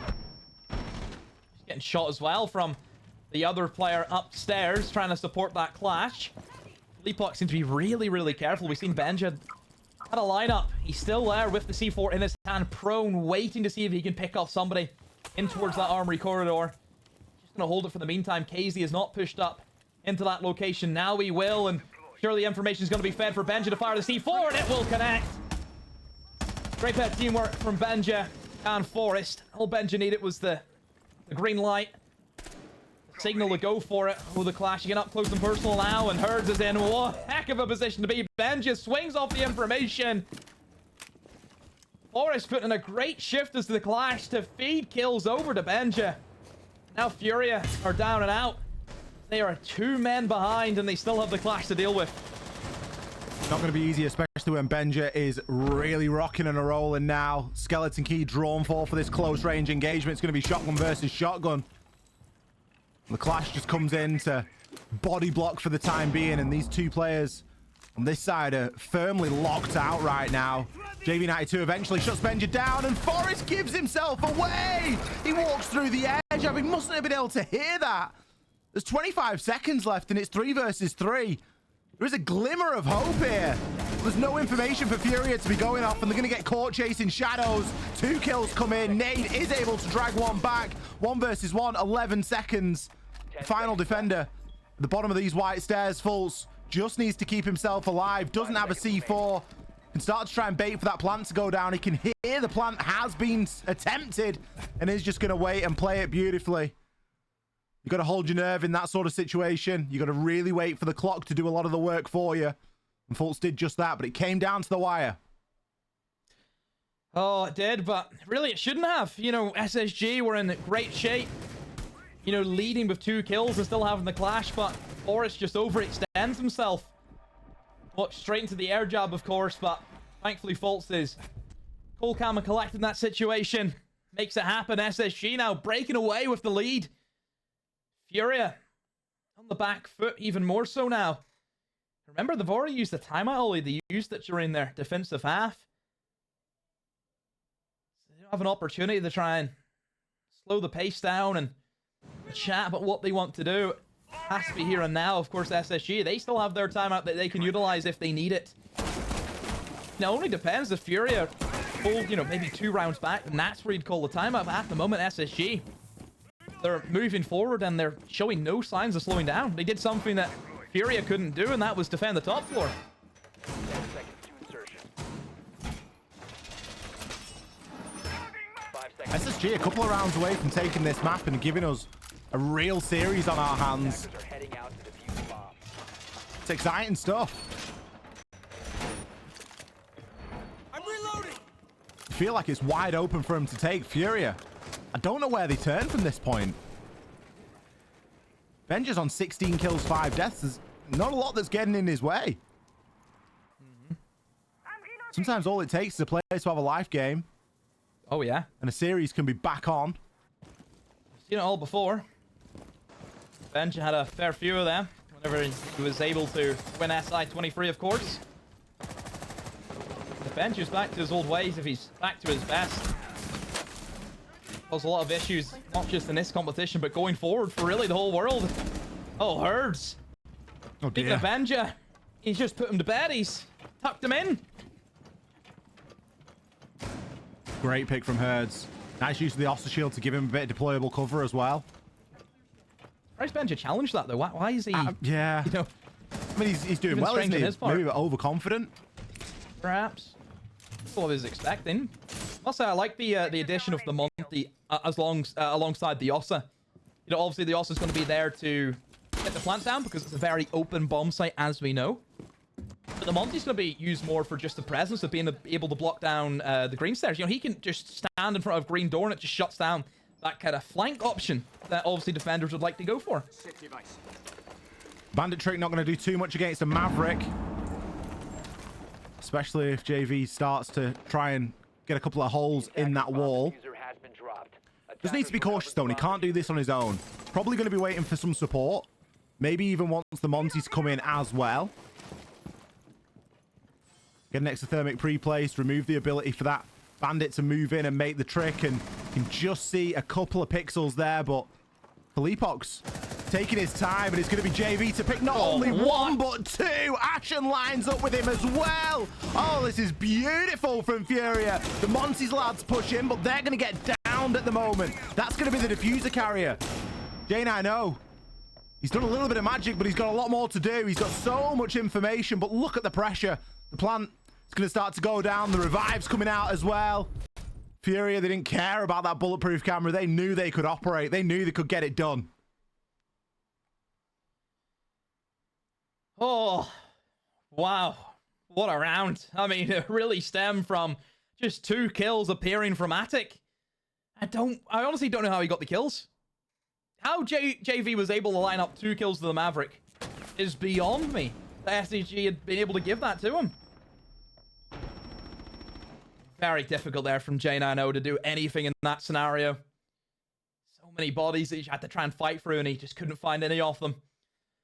FURIA, I mean, they do break the tertiary bomb site, but this is the next round. This is the make or break for me. I think whoever takes this round, Ollie, probably takes the map. I think if FURIA get back into and it's 5-5 and they break the basement, then yeah, they'll be in good standing, but obviously SSG then.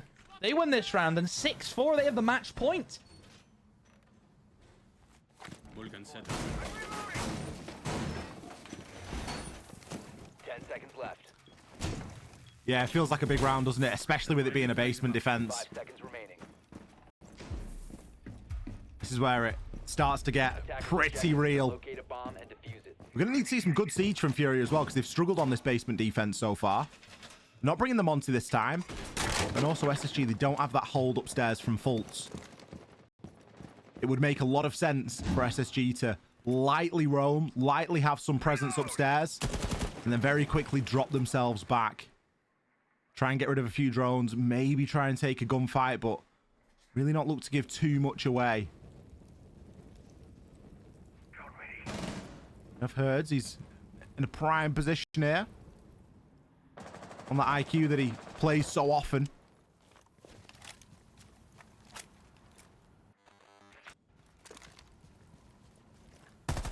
Feels like it's going to be a slower round, Demo. Yeah, it does. Just sat up from FURIA. They don't want to jump the gun. It's almost as though FURIA have almost leaped forward, haven't they? Compared to how the rest of the series has went. Compared at the border where it was just pretty easy, pretty laid back for FURIA, just business as usual. SSG are really making them work for Oregon right now. FURIA seem locked in. A C4 gets blown prematurely. Player on top of Laundry has to retreat now, so one bit of utility has been burned up. An important one is that C4s are always an issue for the attackers. There's only one left, and that's going to be Ashen's C4 remaining. After round gone, it looks as though that FURIA have been able to sweep away any roamers. They've done the drum work well. Forrest has actually found hers. I wonder where that came from. Don't exactly know. Setting hard breach.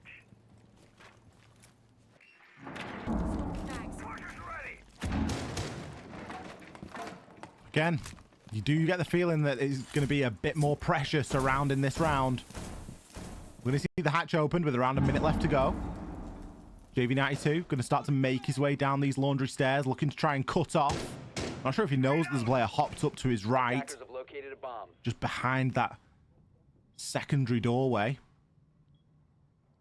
He's really just looking to catch players out as they try and reposition, and when they realize where that push is coming from, that should give him a bit of info that he's got a player over toward his right, but he does need to be careful of elbow as well. Goyo canister going to get popped, and there's a lot of denial here for SSG to really run out this clock. They've still got Toxic Babe canisters. They're going to have to try and firm it and push all the way through, but it's not going to be easy, and the kills start to flood in. This is surely a map point, if ever you've seen one, in a flawless round for SSG. Really leaning into those natural defenses down in the basement.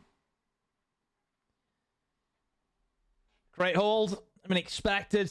Mentioned before, if you want to win that basement attack, you need to play perfectly. And losing that opening pick, I still don't know where that was from.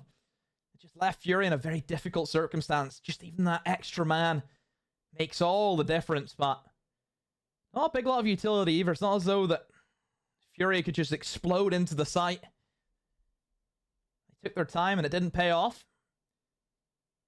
So SSG only needs one more round. They get that top floor now, Ollie. This was a success for them. It was a close success, don't forget. They should have won it in better fashion than what they did, but still a round win is a round win. And FURIA just seemed very, I want to say plain, Ollie.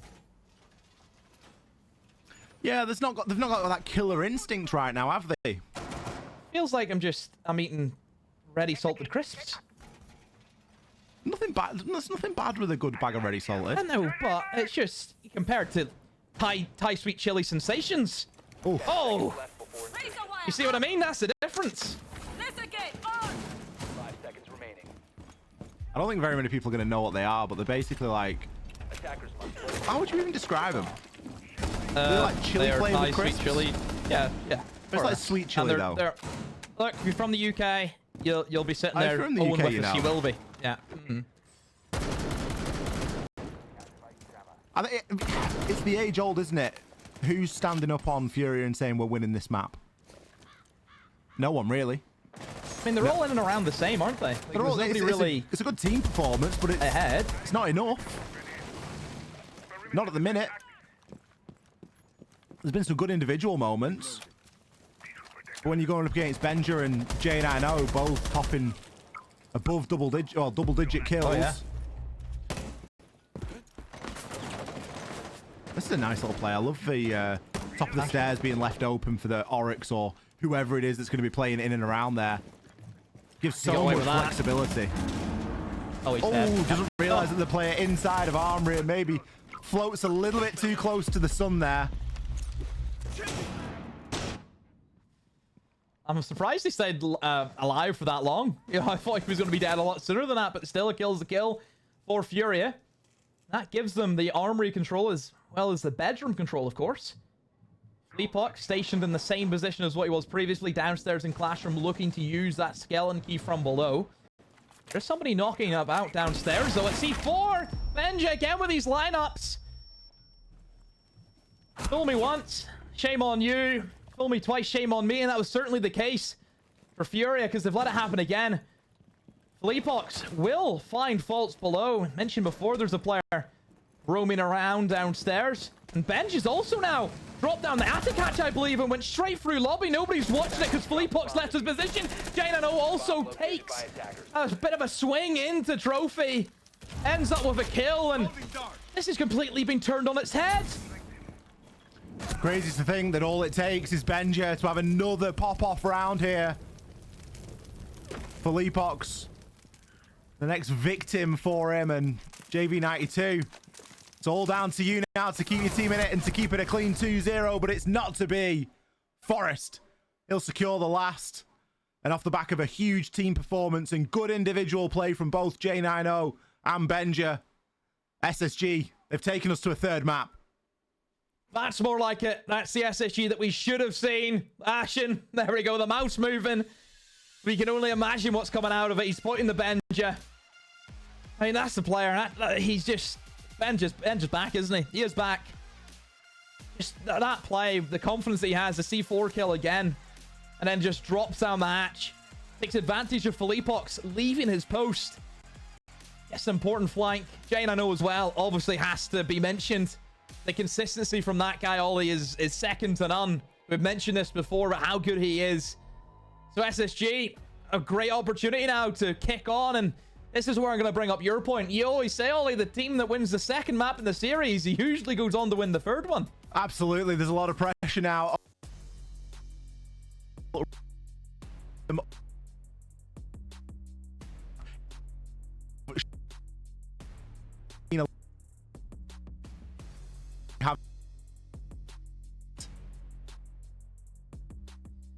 think if you kind of look at Chalet now, it's going to be a little bit of a different change of pace compared to Oregon. Oregon, as we know, was all about the kind of team play that we had. Chalet, still think it has a level of team play, but certainly the kind of backstab and rat plays that you can go for on Chalet is going to be an abundant for both sides to take advantage of. Going through the highlights, I mean, a few close rounds. I think FURIA were fortunate enough to even get 3 defenses, it felt like at some points, but again, struggling a lot in the basement. SSG just looked like the tighter unit throughout Oregon.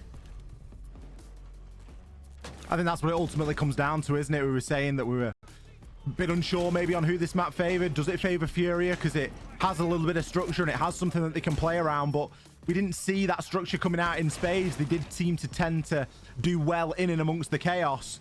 And then there were rounds that you just kind of credit purely off the back of Benja and J90's performance. How many times have Benja getting 3 kills, you know, 4 kills? He had a quad in 1 round. Certainly overperformed. And sometimes you need that, especially when you're 1-0 down in a series. It's coming down to that age-old win your own map and win the decider. And the best of 3 will be yours. And that seems to be the strategy that SSG are going for at the moment. Chalet as our decider here today will be where we decide which team is getting sent on through. And Demo, I honestly can't call it at this point because you look at it and you think Chalet's always been a good map for Brazilian sides. It fits into that playstyle quite nicely. We know that FURIA are good at the map. However, SSG, they've got that momentum and maybe they've just got that little bit of magic within them at the moment and it's given them a little bit of something more to play for. We're going to hit a short break. After that, we'll be back with our 3rd and final map of the day.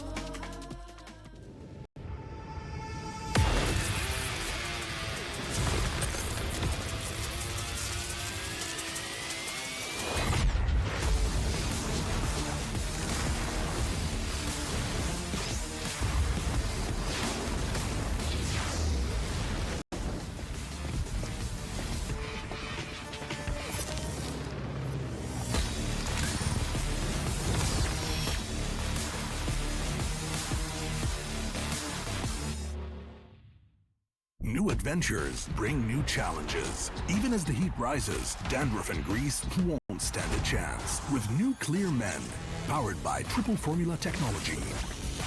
To eliminate dandruff, itch, and grease, gives you 8 hours of freshness and 100% dandruff-free hair. New Clear Men, 0% dandruff, 100% confidence. لحظات البداية عاشت معنا. كنا نحسبها وقت للتسلية بس. نحسبها بس ذكريات. عبود أعطي أختك اليد يا ولد. ابتكرنا فيها ابتكارات، وإذا بغينا قلبناها خرافات. كنا نحسبها بس لمة وصحبة وسهرات. انتبه نوب ترى نوب. لكن كنا نشوف عالم ما حد يشوفه. ليت يشغل وقته بشيء يفيده. الله عليك على الهيدشوت. عالم كبر وعاش فينا. عالم الحماس فيه يوصلك كل مرة لحلم أصعب، بس ما يصعب عليك. بارت معك وين ما تروح.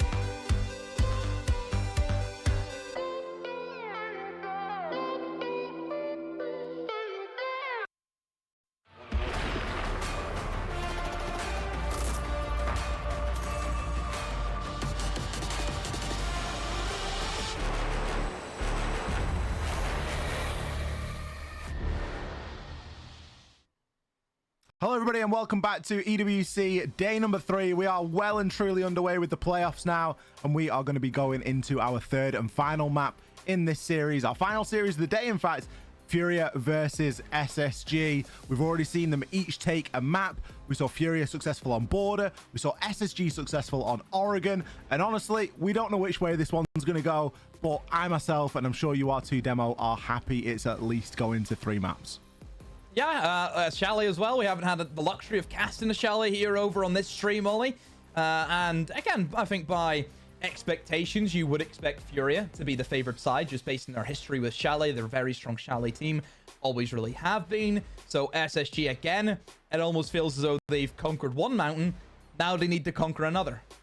Yeah, it's not too easy. It's not as just easy as just winning one map in a best of 3. You're going to have to win 2. Let's have a look at the scoreboard for the previous map of Oregon, because there is a certain player that popped off just a little bit more than everybody else. Of course, we are going to be talking about Benja here. He went +7, 13 and 6. J90 not too far behind him, 13 and 7. And J90 also hitting 100% cost, so you could argue he maybe did a little bit more, Demo. Oh, he did everything. Every single round, he was able to make an impact. And that is just second to none. Again, I keep mentioning about consistency.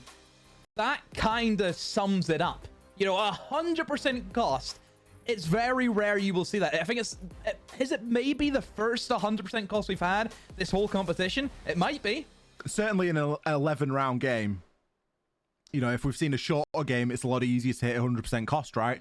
But if you're hitting 100% cost in a game that's 11 rounds, you're doing something right. You're doing something exceptionally well. And I think for me, I would weight that a little bit higher in the rating. Obviously, it seems as though entry and general KD, even though it's only 1, has a bit higher weighting in that entry, in that rating statistic than cost alone. But J90 certainly proving his worth there. Obviously, a bit of a lack of performance, maybe a bit lower down the board, but they didn't really need it. If you've got a couple of players that are going to be hitting double digits, 26 kills between them, there's only so many to go around. On the flip side, 45% cost for Herds, low costs on both Felipox and JV92, and not very many people positive.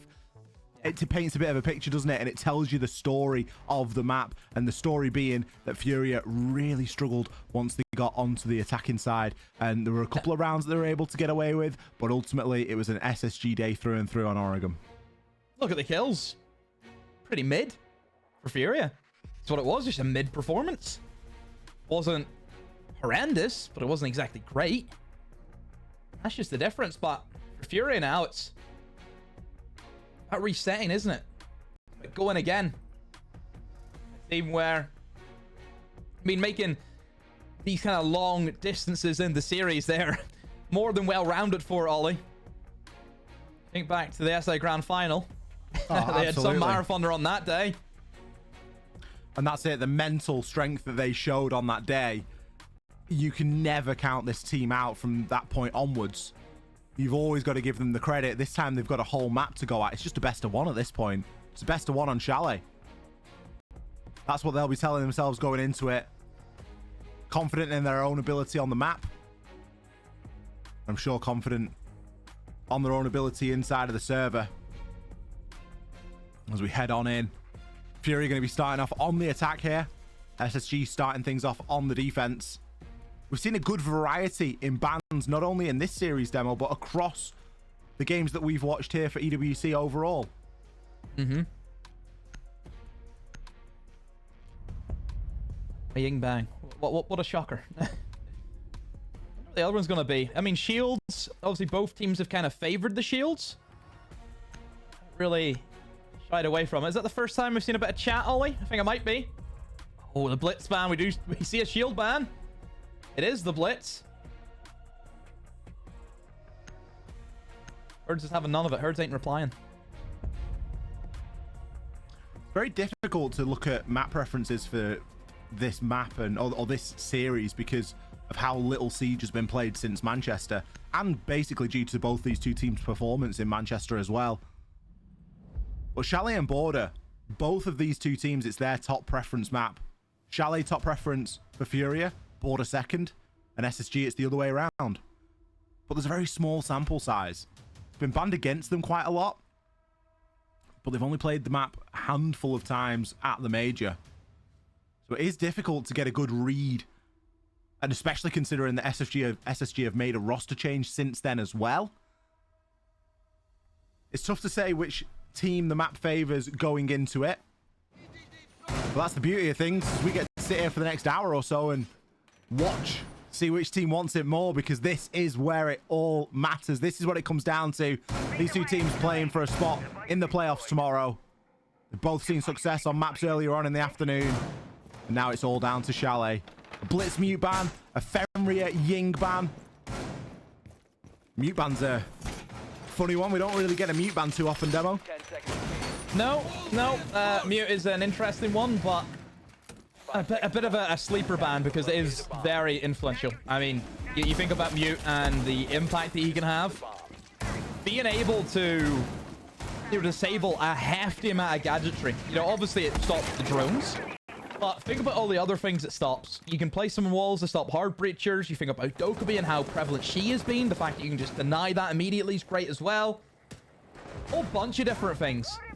Opening kill. Favor of FURIA. Herds is going to have a very long angle shot from the top of the watchtower. Finds Ashen. My word, you wonder how Ashen has actually fell for that one.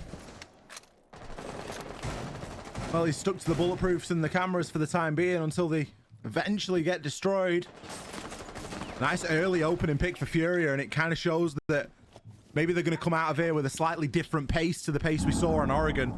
It was their attacks that struggled on Oregon. Their attacks on Border were fantastic. I think I'd see all too many of them. But from what we saw, it was good. Their attacks here going to have that same level of bite. Herds second kill on the round, using the Gon 6 to dispatch that player. Eventually, we'll get finished from the hatch. He was deep in behind enemy lines there when you consider that the site was downstairs. Benja, he's already lined up one and he's looking for a second here, but he's going to get taken out there by KZ. SSG falling like flies. Half the round and a 1 versus 3 demo. Not a great start for SSG. Bolts up against the wall now, and yeah, just get slaughtered. That crossfire established, and that is the way that FURIA wanted to start things off. They're very happy with that round, and again, asserts their dominance. Kick things off right, so all credit to them. They've been very impressive whenever they have won their rounds in that fashion. For SSG again, is it the case if they were afraid of taking the engagements there? Felt as though they gave a lot of control over to FURIA almost instantaneously. Yeah. Maybe is it one of those rounds where it's like, right, we literally lost Ashen immediately. You know, if Ashen stays alive there, that round is a player differently. Might be a way that SSG want to look at that. But they have thought, nah, just sack it off. Just next rotation. Yeah, I don't really know, to be honest. I don't know what Ashen would have really done. He was on the Malusi, so after he's placed his gadget, he's not impactful in that sort of a way, in a utility sense.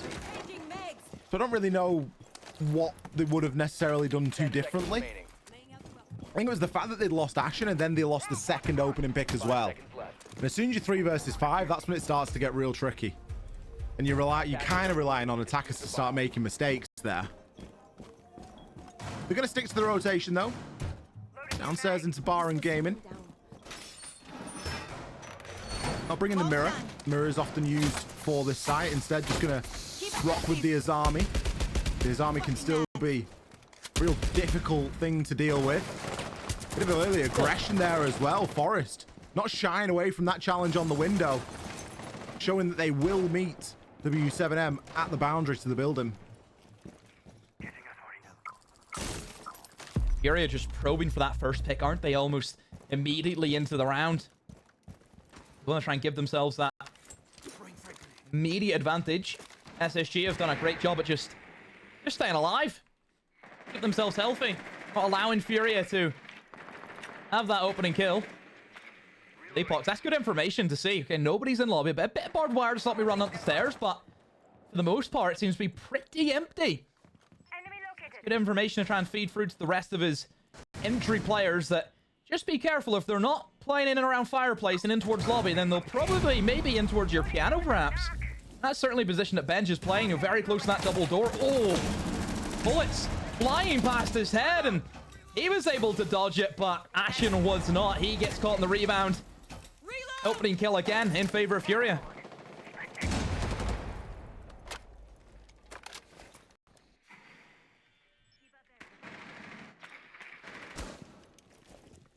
Just about the halfway point of the round now, a little bit past it. Ashen, second time in a row, he's been caught out first. Fultz will respond nice and early this time, though, and SSG aren't going to go down too many too soon. Lion Scan going to root people in place, but it's not going to stop Fultz from taking the Lion out. He's also got a nasty angle. What? Look at that. Oh. Hertz finds one, but Fultz, he's going to collect his third right now. Nade. Is anyone going to be able to stop him this round? No. Benja puts a stop to things before anyone's given a chance. Another fist bump and a shoulder tap for Benja. Callout's really favoring him. Favorite child, do you reckon, Demo? Oh, was he the favorite child for Fabian and G2? I probably would have said yes as well. Seems to be the coaches take a favor into him. I mean, Fultz just knows the angle so well. I mean, that was really impressive. Dug his team out of a hole because they weren't in great shape until those 2 kills swung an advantage of SSG. FURIA let the round draw up. Bear in mind, Chalet usually seen as a bomb site, or not a bomb site, a map that you would like to fancy the attackers in. Discovered the location of a bomb. 4-2 splits would be a very good scoreline. FURIA here to get on their attacking side. SSG, again, another shift in bomb sites. Not wanting to stray in towards that top floor. Instead, they choose to the basement this time. No wall denial, though. That's maybe the only thing I'd look at in terms of the lineup. 10 seconds. So Cade is open, Bandit is there, Tabaro also. 5 seconds left. Not interested in it. Attacker's objective is to defuse a bomb. Yeah, op selection looking a bit strange. You're going to give the walls away pretty much for free. Then the walls are going to get opened. It's kind of just a mini game. It's a formality that you sort of go around as an attacker. But giving that away, it just frees the attackers up to do other things. Maybe the other things is sitting as striker on top of the outpost outside and seeing if you can snag a kill of anyone rotating on that top floor. Who knows? We can see that. I don't think Hertz is going to get any success there. It obviously depends on how long he wants to commit to it and how long he wants to hold the angle. But no one there immediately. FURIA, the way they set up, it's they're trying to pressure as many points as they can and then almost filter the kind of terrified roamers into those cross lines that are being held. Very deep angles. The SSG haven't felt the pressure just yet. We've got a few roamers upstairs. Oyo canister already being popped. Probably down to the Twitch drones, of course. And oh, a great swing from Benja. Trade it off, however. But J90 with 2. Furia in the mud. 2v4 for them to deal with. Birds. That wall's reinforced, buddy. You can't go that way. AZ now looking to try and assist his teammate. But again, the damage has been done. J90, I have no idea where he found those 2 kills. He'll take them nonetheless. Diffuser cold outside main breach as well. I don't think we're going to see any diffuser action this round, round number 3. Instead, it's a bit of a drone, see what you can find, and are you able to get in and make anything happen? Default camera being open isn't going to help KZ at all right now, especially seeing that his only remaining teammate has just perished as well. Send the bees out, stop anybody from pushing up and see if there's anything he can find vertically, but SSG shouldn't be losing from this position. 50 seconds. 4 bodies to find. He'll give himself up there at the bottom of the stair. There's a Banshee that's going to activate as soon as he moves down, and he's just going to get double swung, isn't he, from that blue door. He's got a player behind the filing cabinet as well. SSG showing great patience here. I do always like to see teams playing that mental game and really guaranteeing that final kill at no cost of their own. Another good round from SSG. Furia not having the run of form as what they had on border. Oregon was a little bit slow, and SSG, after losing that initial round, came back at them with 2 rounds of their own. Furia, pressure is on. You've already gave away those 2 rounds in the defense that typically we expect to see.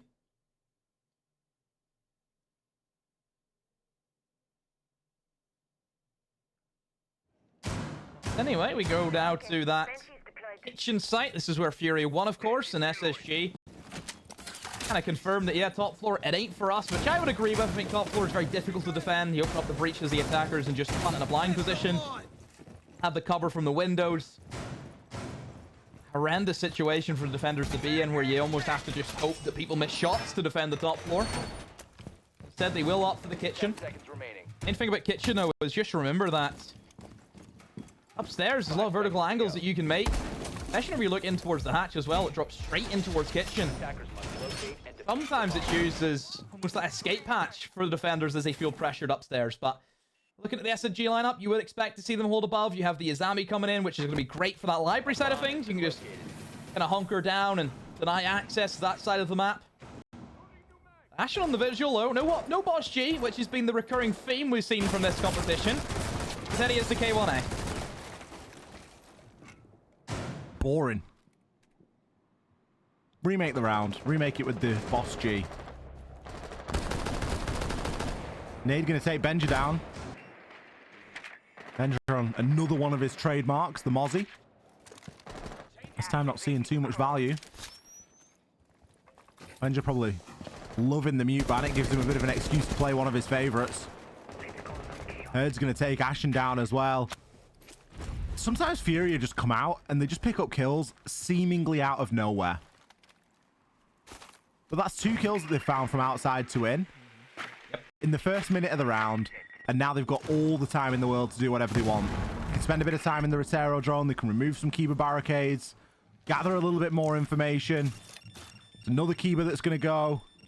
It's going to force J90 to replace it. Knows there's likely going to be someone on the window. This is a dangerous point in the round for Furia where they can just sit and hold an angle for a little bit whilst people gather a bit of info. Furia wants you to be on the back foot, and they can just start circling you, setting up these crossfires, picking up kills here and there, and that's exactly what they're doing. Herds the 2 more, makes it his 3rd in the round. 1 more kill, that's all they need. Forest last man up. A 1v5. Are they gonna find any? None whatsoever. A flawless for Furia to get them back on track. That's another round for that kitchen defense. Not working out for SSG. You wonder now for SSG, it's a case of, are you ever going to try and attempt that top floor? Or will you now just go back to the 2 sites that you previously had gotten? You know, that's his bar unlocked for them. They can go there. And of course, the basement, the round after. But no, kitchen just, it's not it for SSG right now.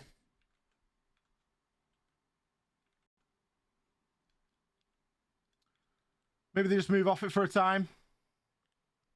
See if they can find a bit of success elsewhere. Not always the end of the world. You are going to find a site that you're not going to be able to defend. Both teams are floating very dangerously here with the way that it's going evens. Fury on the flip side are looking down and saying, well, it's Chalet. We shouldn't really be losing any more rounds. SSG can be looking at it and go, every round we win from this point out just gives us a bit of an easier time when we get onto our attacks ourselves. 5 seconds remaining. Nice and close to start things off here in our decider map. Locate a bomb and defuse. A lot has really come down to that opening pick. I know Ashen, he struggled with it a little bit. 0 and 3 at the minute. SSG will be going for a bit more of an aggressive hold on that snow balcony though. Deployable shield and a clash.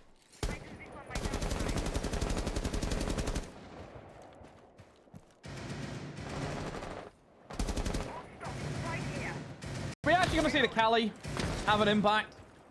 Surely we must. Come on. Perfect operator to go up against the Clash, who right now is playing an aggressive position just on that walkway. Surely you just kind of rotate the Chalet over, double up with a teammate, and just get a free kill. That should be as simple as it is.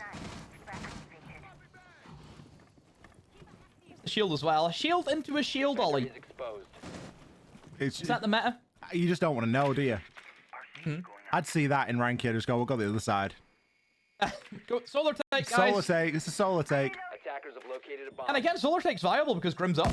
You know, Ying's gone, sure, but we know the Grim, you just fire them in. If anyone's in the stairs, they're going to get rooted out. Someone plays in behind the pillar, just beside the bathroom door. Again, same principle. So again, it really shouldn't be too many issues for them, but they are going to try and go for the more default attack, moving in towards that office side. The wall needs to get opened up first, though. You get the Chalet in to remove the Cade Claw, but got it. Yes, they have. So Cade has not actually placed it correctly. You can actually place the Cade Claw right above on one of the beams, and the Chalet will not actually catch it. So this little thing there's a bit of tech for that. It will be frozen out for the meantime, but I still don't think that matters. I think the wall will go off nonetheless. 2 thermite charges just to make sure it will happen. And oh, Benja, where are you going? You're just feeding Herds more and more kills. He's been on a rampage. 10 and 3 right now for Herds and Forest. Oh, look where you are. Again, Forest, another 1v5. Are you going to give him the ace? No, Nade's going to take that off him. What on earth has just happened? Brilliant distraction tactic there. There was a lot of focus on keeping that wall closed. We had Benja on the 2-brow. We had the Cade in play as well. You'd think with the Chalet it would be a little bit more oppressive for the Clash, but Chalet left, the Clash left as one of the last alive. Herds. He's hit some great shots here. So simple. Just sitting on the Ivy door and picking up kill after kill. Where was the player in behind the piano? Where was the double push? Where was the challenge and the swing? It really seemed as though SSG just fell asleep at the wheel for a fraction of a second there, and it's cost them a round. This is the case of they've fallen asleep or has Herds woken up. Because now we're in a situation where this guy has just chained 7 kills in 2 rounds, Ollie. I mean, yeah, like, come on. At that stage, you have to start saying, all of a sudden, one man is just tearing SSG. Just tearing through him. 10 seconds remaining. Look at the kill spread in this lobby. 5 seconds to insert. SSG 3, 2, 0, 3, 4.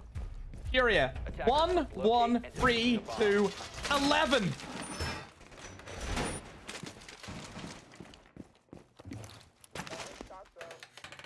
A little bit one-sided, a little bit top-heavy. Is he gonna get more?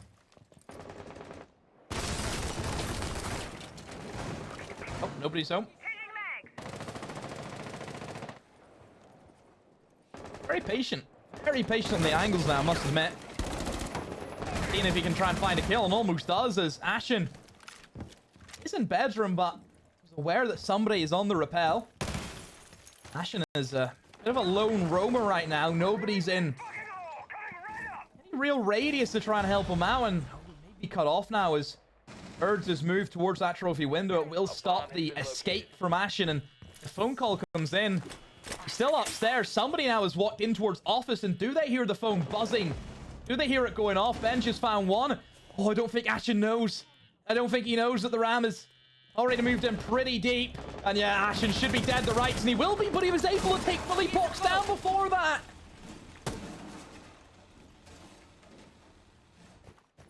All even at 3-3, though. Ooh, oh, great peek there from Fultz. Might not be done there. Gets away with his life. Forrest gonna be able to trade out onto KZ as well, and Nade is left with it all to do. Looking like we're going to see that 3-3 half, which by all accounts is a good performance from SSG. Can't count Nade out just yet, though. How's the kit? Does he have any information? Banshee. Just going to play into the defender side of things. He can open the hatch. But again, it just reminds me so much of a couple of rounds ago. We're going to see that patience from SSG now.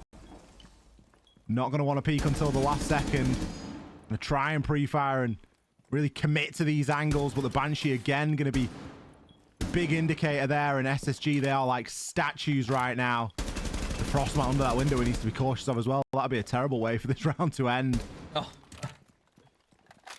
But ultimately, he's just waiting for SSG to make a mistake. And I don't think it's a mistake they're going to make right now. Matter of time, isn't it? He's just... Nothing's been gifted to him at all. To take down a Banshee, and he has been able to find one, but 20 seconds to go. He should know the positions now. He's faked out the smoke, but it should just be an easy trade. One, and oh my almost. Whoa, whoa, whoa. Almost there for Nate. That's a sigh of relief if your call out. Or anyone on SSG for that matter. Far too close for comfort there. Just a reminder, by the way, Demo. That's the player that we said we would like to go in a 2 versus 2 against. Well, yeah, look, there was 2 of us there. He wouldn't have killed us, so yeah, it's fine. What's the issue? I'll have to be the one that's getting shot, though. That was being you. You were being cast out there as baiting you. Yeah. An equal game, 3-3. This is exactly what we want for a best of 3 decider, to see who's going to go through into the semi-finals and who's going to go home. I need to take a deep breath. What I need to have a deep breath right now, because boy, oh boy, it's getting tense. I mean, that round on a whole, it was very strange to see FURIA just struggle with a roam game. Yeah. Considering that you have operators like Dokkaebi on board. 5 seconds. I don't know, SSG just kept them on their toes and just kept fighting back, and yeah, they're able to win their gunfights. Objective is to defuse them. The FURIA on the defense. I mean, FURIA haven't looked too hot on the attacks. Like, I think their defense has certainly looked really good today. I think they'll be happy to see this side switch. SSG. The Monty is going to be brought in, of course, from Forest. No surprise there. He was playing that a lot on Border and, of course, Oregon. Seems to be the comfort pick, which, again, you can't blame him. A great operator. Takes a lot of ground very quickly. Of course, can go aggressive and get kills if needed.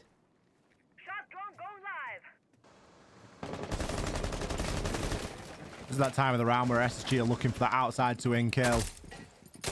See if FURIA are going to give him anything for free. FURIA at the moment seems to be very well tucked. Not giving too much away at all. Defended into barring games. We'll have a little presence upstairs inside of library.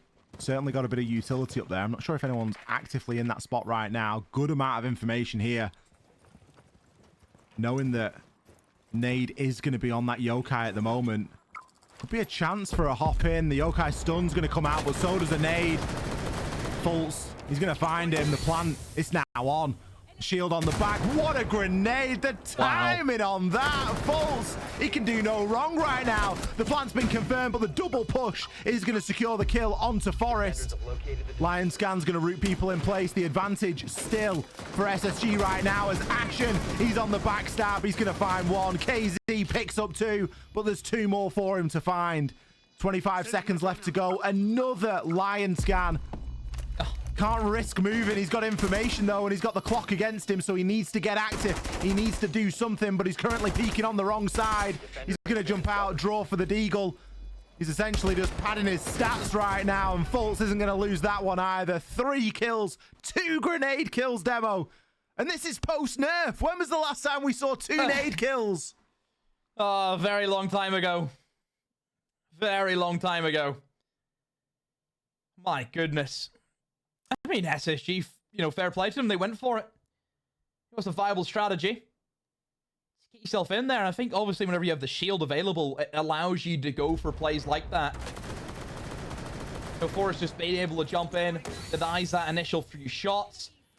The nade, obviously, was just creme de la creme, wasn't it? Oh, there was the nade onto JV92 for me. Because the thing is, Fultz throws that nade. If he gets a kill, it's a bonus. But ideally, he's just trying to give himself one less angle to watch. Because a player is less likely to run through a grenade. But I think JV was just too committed at the point that he realized there was a nade there. Or he tried to run through it. I don't know which one it was. But he just gets blown up regardless. All came off the back of that information as well. The fact that nade was on the yokai, baffing around on the echo, trying to position cameras, just doing things that site players do. You know, you flick cameras at the start of the round. But because they had that drone inside of stock, they were able to gain that information and very quickly act off it. It's exciting Siege, and I love to see it. It's opportunistic. It's not something that you can recreate. You've just got to rely on the synergy that you have as a team and the confidence that someone's making the right call.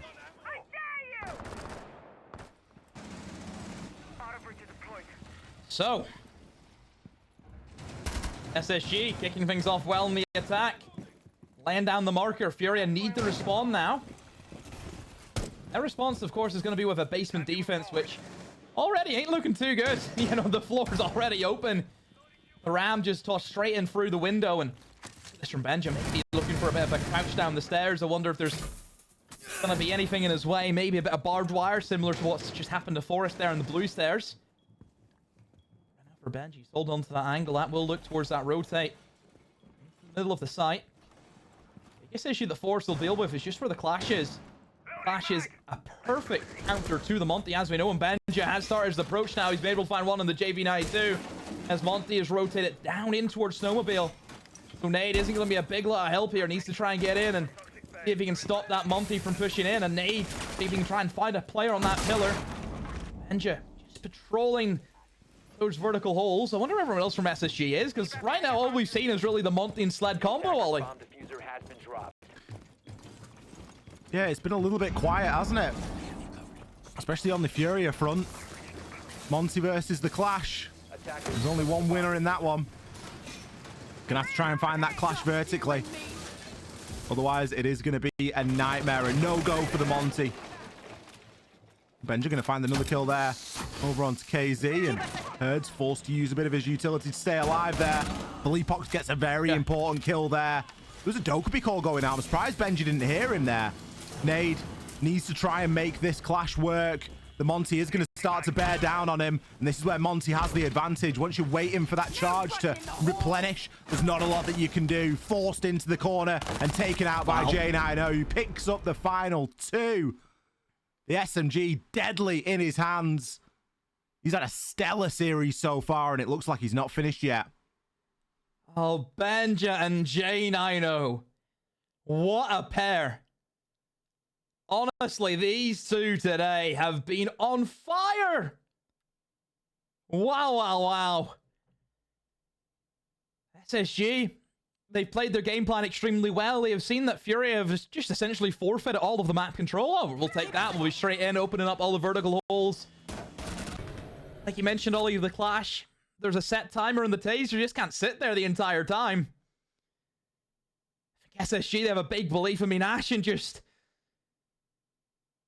he's just happy, isn't he? He doesn't care if he doesn't get the kills. As long as they're winning, they're winning. But that's the team mentality, isn't it? It's one of the stronger things about SSG as a side is not only the contribution in-game and the way they play together, but whenever I've been at an event, I've never seen any of them on their own. They're always walking around in a gang. They're always walking around together. They do a lot of things together, and it's one way of doing things, right? It's not a strategy that works for everyone. You've got to get the right people in the team to make that work. The commitment from them today has been fantastic. They've got to. You've got to believe in it. You can't just go into that system and be like, oh, I'm not going to buy in. You know, you've got to full send it. Yeah. When you do great things happen. Obviously Benja. Yeah, give credit to him. You know, 8 AM runs aren't for everyone. I know, not for me. Definitely not for me. So credit to him. Speaking of Ashen, he hasn't had the greatest series. He hasn't. He's been more or less negative throughout the whole entire time, but yeah, he doesn't care. He really does not care. Jane, I know, and Benja, and even Fultz has really stepped up. They're all coming alive and they're doing the work. I mean, Forrest, for me, like, he's my unsung hero of the competition. He really is. You know, the role he plays is a role very close to my heart that I play in my sacks. It's not an easy one. I understand the pain. I understand what he has to go through. And I have nothing but respect for the guy. I really do. We're just looking across there at the bottom, see JV92, sorry. It's getting a bit weird with all the J's and the 9s, but JV92 on FURIA 1-6. Think about the impact that player had on a map like Border. FURIA currently staring down the barrel of defeat. Are they going to be the first Brazilian team not to make it into the semis? Out of all of them, would you have said that would have been the team not to make it? Exactly. I don't think so. You know? And for SSG, they're looking at really starting to fly this flag for NA. Still a couple of rounds to go, though. Here comes Forrest again. Just using that Monty. Gather that information. Benja's outside the double door with him. But he's came up against the Great Wall of Chalet, it seems like. That fireplace is going to be denied for him. Easy has that mirror window. He will try and step in front of it, try and get the upper edge of the player out in the library balcony. 2 kills from FURIA. Surely that'll be enough to see them through. I say that though, Forrest has been able to find Felipox by himself, isolate that kill and take advantage of it, but still a lot of work to be done. And with 40 seconds, you know, library control is still in favor of FURIA. This is going to be really difficult for SSG. Forrest is doing laps right now. Solo roam clear on the Monty. Nipped outside to pick the diffuser up. And still with a bit of work left to do. Fultz. Bit of a crouch walk up library stairs now. Doesn't look like they're working off too much information. There was a drone at his feet. I can only imagine that KZ must have been misdrone there. JV92 picks up his 2nd kill in the series. And Ashen left all alone. We've already spoken about how his performance has been a little bit substandard here on Chalet. And he was left with a lot to do there. FURIA come away with a round when they need it the most. That's going to take us into a 5-4 game in favor of SSG. An incredibly close series. And I've got a feeling we might be going to an overtime in this one. It's getting there. Steadily it is heading towards OT. I think it's fitting for a game of this caliber, which has been so back and forth. SSG, attack not working for them. Just weren't able to get their kills the same way that they'd done previously. Certainly FURIA were more tight-knit that time around. It was a good hold.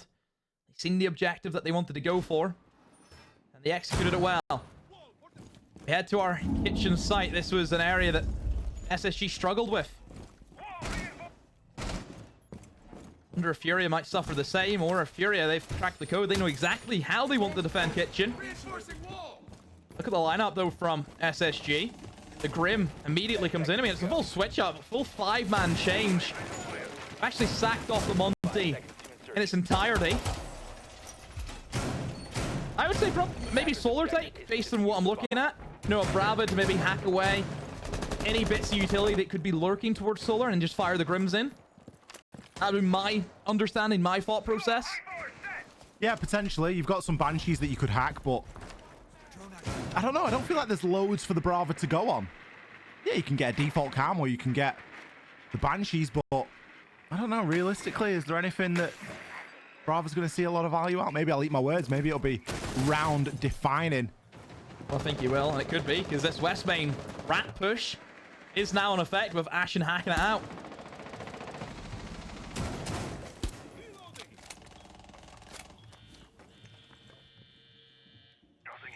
Look at the positioning here from JV92. He's got himself quite deep.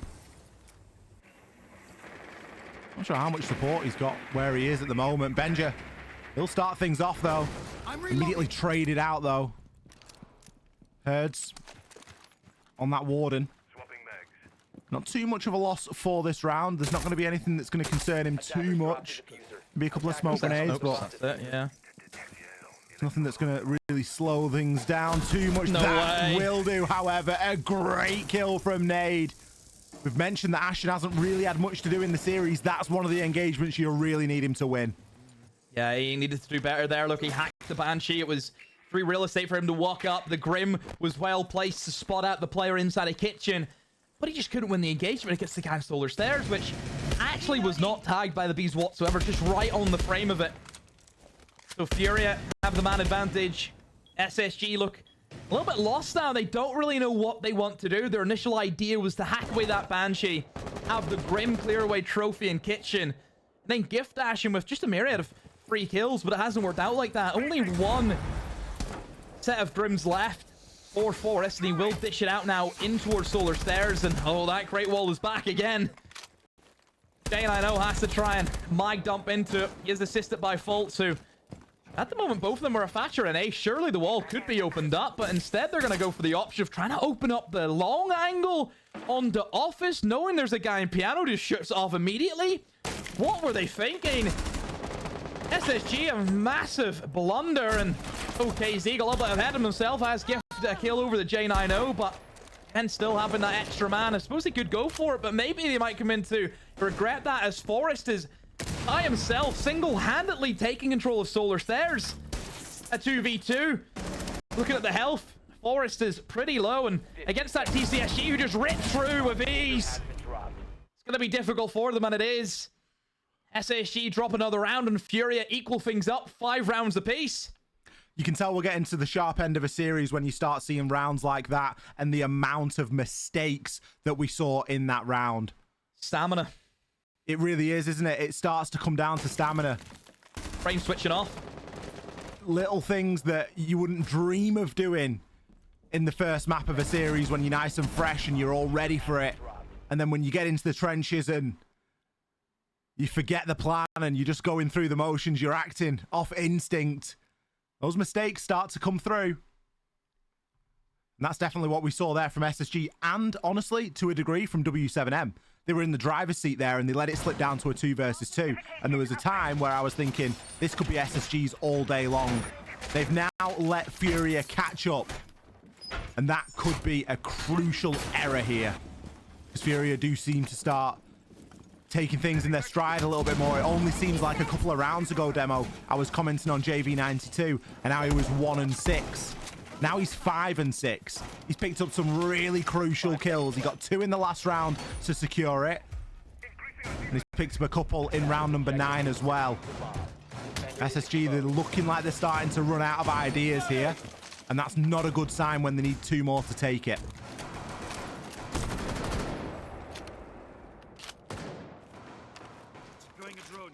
Round 11. Who will have the advantage of having that match point? Who will at least guarantee themselves an OT? Lineup from SSG. Monty comes back into play. I think a good decision. Something that has been working well for them. Not so much whenever they don't bring it. Certainly see the difference in pace, I think, from SSG more than anything. I think Monty gives them a lot of confidence in terms of how they can sweep through a map. Benja cooled off ever so slightly these past few rounds, and oh no, speaking of the Monty, it's the first to go. Something you don't want to see happen for SSG, but it's happened. Forest off the board. No SSG without almost the dog in front of them who would sniff out the enemies. It's gone. It's been retired. Unlucky Where do picks they up the find kill. them now? Oh. JV. Again, he started to come alive since getting on this defense side. Not always got the easiest jobs of things on the attack, and on the defense, he's shining. Felipox is going to take 2 out before action eventually captures him. But again, it just feels like another round that's dead in the water. SSG, out of ideas. No gas left in the tank. What is it? Falling by the wayside here, 1 by 1. Minute 20 left, and J90, for the series that he's had, he's played fantastic, but even this is a big ask. FURIA, match and series point now. We know that this team's got the stamina demo. Oh boy, do they. Incredibly strong mental. And they're showing us now that it's just another day in the office. Tactical timeout has been called. I can only imagine. This is from call out. This is from the side of SSG to try and steady the ship a little bit and salvage an overtime here. And it would be salvaging at this point. SSG have been on 5 rounds for the longest time. FURIA, just in a matter of instances, can just turn the game around, just turn it on its head. Look, they did it in the grand final, in the final map. You almost think they're dead and buried, and all of a sudden the fist has just appeared through the coffin. And they've got up and walked away. SSG, has the game gone from them now? Has that big snowball that FURIA have been able to build, is it too much for them to stop? This has to be impactful from call out. It has to be. This could be their final round here at the competition for FURIA. They want to join the rest of Brazil and party their way all the way to that grand final. Oh, this is tense now. I mean, you say it's tense, but there's players laughing. Herds is sat there having a bit of a chuckle. These guys look locked in. Speaking of the rest of Brazil, quick update. I know we're getting to the most important part of this fixture, but Phase 4 BDS 1. Current map, Nighthaven. No, not like this. Well, you say not like this, but it could be looking like a good day for Brazil. Oh, a brilliant day for Brazil. It's very We haven't early, seen though. days like this. I haven't seen days like this since 2021. It's very, very early indeed, at least over in that series. This series, however, we're at the end. We're either going to go to 12, or we're either going to go to 13 rounds, or beyond. SSG, have you got it in you to pull an overtime out here? You've just had a tactical timeout from call out. That opening pick has been something that you've struggled with. And FURIA do seem to have found another gear in the last few rounds. As soon as it's polarized, as soon as it's contextualized that they need to win this map, they seem to have stepped it up. It's now on SSG to find a response. See if they can keep the Monty alive this time. That was a big issue, losing Forest right off the rip. Main information kind of machine that SSG deploy.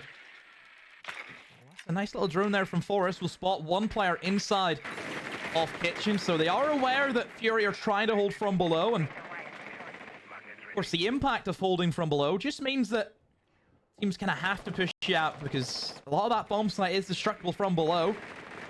So a C4 down there can certainly cause a lot of issues. I mean, this is very quintessential of FURIA. This is how they like to set up their top 4 in Chalet, with that wall being opened up on the double breach. And extend yourself in towards jungle also. A couple of swings. And see if they can isolate that player on the balcony, but not going to be the case. Benja just keeps himself alive and has done his job. He's opened up the wall.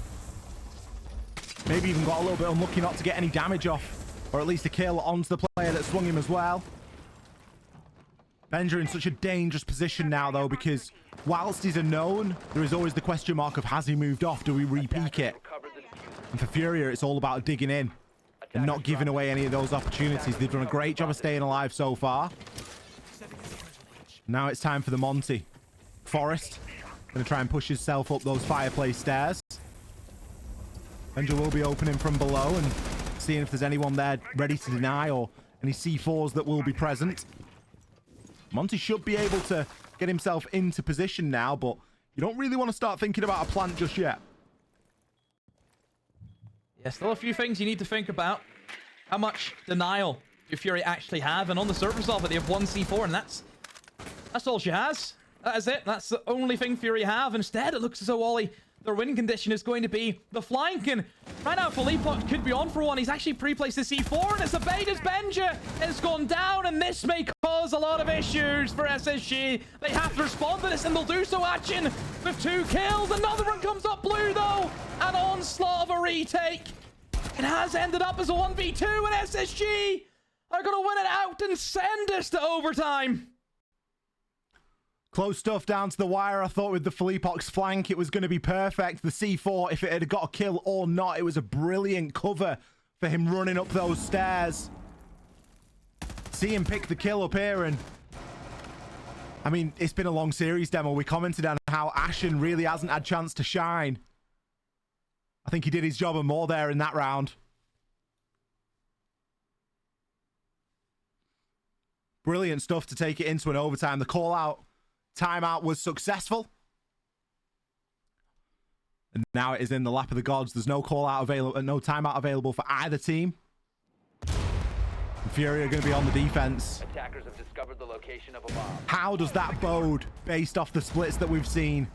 Honestly, I don't think it matters. It's been such a close game. Oh, I think it'd be a fool to say it matters. SSG have really stepped it up on the attack when it matters. They found a round, but to put it into perspective, it was the first round that they'd gotten on the attack for a long time. 10 seconds to go. 3-3 splits on both sides. 5 seconds left before insertion. They have had their fair share of struggles, as did Furia, when it came to the attacking rounds. This round could be defined by something as simple as a spawn peek, something simple as a misplay on that opening engagement. Even a missed shot, Ollie. Yeah, exactly. Happens. The margins are so small. And no matter what you say about SSG, the improvement from where they were is FURIA. You know, like I said during the pregame, I don't think a team where you had Iconic instead of Benja would have put up this kind of a fight against FURIA. You know, Benja has gave you, honestly, a big percentage. Yeah, obviously still, I think a lot of people would still favor FURIA in this series. Of course they would, but not as clear cut as maybe what you would think. And right now, SSG are trying to defy the odds as they have started off a lightning fast strike. Ashen straight into business, however, can only do so much. He does get caught out. A lot of crossfires being established from Fury, puts the pressure on him, and he does walk into one of them. Forrest, here he comes, trying to just barge his way through office and clear up these rovers. 2 of them line up for J90. The power of Forrest, who scares them into submission. And from the top rope, J90 hits them with an elbow to the gut. Herds looks around him, and there's none to help. He has to do it all himself now. Against 3 SSG players. Against a Monty, for goodness sake. Half the round still to go, all the time in the world, and J90. Incredible stuff from this guy. My word, SSG, 2 rounds in a row. Now they lead 7 rounds to 6. They take the lead off the back of J90. It's almost as if Benja's come into this roster and it's created a nice bit of friendly competition between them both, because both of them have been popping off all series long. It's back and forth. It's J90, then it's Benja, then it's J90 again. But that was pure class. And again, you look at the player that enabled it all, and it's Forrest. No one remembers the Monty demo. Everyone remembers the player that got 2 kills. But the unsung hero is Forrest through and through. Applies the pressure, fearlessly gets up in the faces of the defenders. Not an easy task. If you think about a machine, he is the central mechanism. He's the big cog in the machine. If he goes out, the little cogs can't turn. He's the guy for me, just makes it tick. SSG, 1 round from having one of the biggest wins that they've had, Ollie, in years, it feels like, as well. Yeah. Oh, it's defining. I mean, regardless of the result Yeah, here, define a moment. this is a defining moment for SSG because they've made a recent addition, a recent change, in a time where it's felt turbulent. It's felt like they've not been able to find the right fit. The iconic pickup didn't last for very long. And it's great to see them playing good Siege. It lasted 3 months, didn't it? Exactly. Well, you know, it didn't last from one competition to the next. 10 seconds left before So that tells you how it went. 5 seconds left. Bomb located by And now look at him. 1 round away from a semi-final spot here at EWC against none other than FURIA, our current 6 Invitational champions. Who've been going through their own fair share of trials and tribulations. And now we're on the attack for the first time in what feels like forever in such an important round.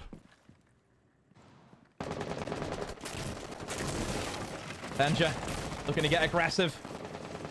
Trying to give his team an immediate head start. However, Ashen has tried the same and it hasn't worked. Herds. Happened a few times where Herds has got the first pick onto Ashen this series. And it happens once more. Benja also needs to be careful. There's a couple of windows being opened up around him and players lurking on the other side of that, and Benja now takes the opportunity to get back to site, losing Ashen. I mean, this is where Benja has to make the decision. Does he go back to site? Or does he try and get a kill back for his side? This is where he has to try and make a play. It's not an easy decision to make either, because on one side, if you get a kill, you might win the round. On the other side, if you die, you've almost cemented the loss. Philippox is going to take Benja down, and is that going to be the round-defining kill right there? Fultz will find one back. Minute 40 left on the clock. Half HP on J90. Can see the Monty. Going to be a drone coming at his feet now as well. Not that it's required. That Monty is going to be able to call pretty much everything in. J90 is waiting for a little bit of assistance. He manages to sideswipe the Monty, but Herds is there with the refrag. Most importantly, still, you've lost a key piece of the puzzle there as FURIA. And just because you've gained that kill doesn't mean that the round is said and done. You've still got Forrest and Fultz to try and get through here. Still 2 Thermite charges in the pocket. 3 Selma charges in the pocket. I mean, all these walls are still reinforced up. And there is just tons of hard breach left on the side of FURIA. They have opened up now Snowmobile, and looks so Nade will remain there to see if he can add another angle of the attack. And Fultz knows that the player has already snuck into Trench, but gets pre-fired off the game. Sure, Nade is down, but that doesn't matter. The other 2 players have done their job, and the diffuser will be planted, and Herds gives the cover. He has been the star in the lineup for FURIA in this map, and he takes us all the way to round 15. Here we go. I looked at Forrest's kit there, and he had 2 sets of barbed wire on him. I'm not saying that C4 would have made a difference, but it would have been something nice to have. The opening pick proving so crucial once again, and some brilliant team play around the refrags for FURIA. A lot of pressure now for SSG. They've been through a bit of an emotional roller coaster already in this series. Of course, losing map number 1. Strong performance on Oregon. Fairly mixed performance, honestly. On Chalet, there's been great sides. There's been great rounds for both sides. You just think going into round 15, suffering a defeat down there on the basement defense, you do start to wonder. Well, the sides switch again, as they do in overtime every single round, and it's now the turn of FURIA to get themselves onto the defense. And for SSG to show us what they've got. Is it going to be fast? Is it going to be slow? Are we going to feel the pressure with the movements of the players in the server? Or are they going to float with confidence? Time will tell. 19 kills for Herds, by the way. 1 off the 20 bomb. I think it's very doable for him. As soon as he gets 1 kill in the round, and you'd expect that to happen. SSG have their beloved Monty in hand again. FURIA Aggressive setup that they have with bringing in the mirror windows, the Azami in towards library. It's looking good for them. The initial setup, it's worked before, but oh dear. The Twitch drone is being successful. Ollie. Down goes the mirror window. Fult's done a great job picking that apart. Now SSG have a really strong advantage if they choose to go for the library, because it's not as well held as what it probably would be, of course. Selma going to come through now to try and open the wall up as well. Oh, it's actually for the Kiba barricade. Big focus on the Kiba barricades, especially with Ash getting rid of that one as well, trying to displace the player at the top of Fireplace. A quick replacement of that Kiba barricade. It will, however, be destroyed. KZ, he's going to open the account with a kill onto Forest. That's your Monty gone. Never a good sign. Maybe yet. We've seen what happened before whenever they lose Forest immediately. They start to slow down. They don't really know where they want to go. So somebody has to step up. Somebody has to do something. Benja is locked in the Ash. Will that be enough? Another kill in favor of Furia. Faults off the board. Ashen now running aimlessly through the corridors, chasing a player in blue stairs. It's not going to work out for him. Urds gets his 20 bomb, make that 21. And Benja up against, you would say, his old foes, his nemesis for a large period during 2023. Has to make it happen now for his new team. 4 players to find. 45 seconds on the clock. All he needs to get to work. Doesn't even find the first. Herds, he's going to shut him down, and that's going to be Furia locked in to the semi-finals. We get a little bit of shouting. We get a little bit of pointing. An emotional game. Maximum overtime. All 3 maps. Both teams leaving nothing off the server. Giving it their all. And Furia coming out on top here. Joining, dare I say it, the rest of Brazil in the semi-finals. SSG, you came so close. You played some fantastic Siege, and I'm very, very impressed, especially given a recent roster change with what they've been able to achieve here in Riyadh. Just, what do you say? They're inevitable. Honestly, for a period,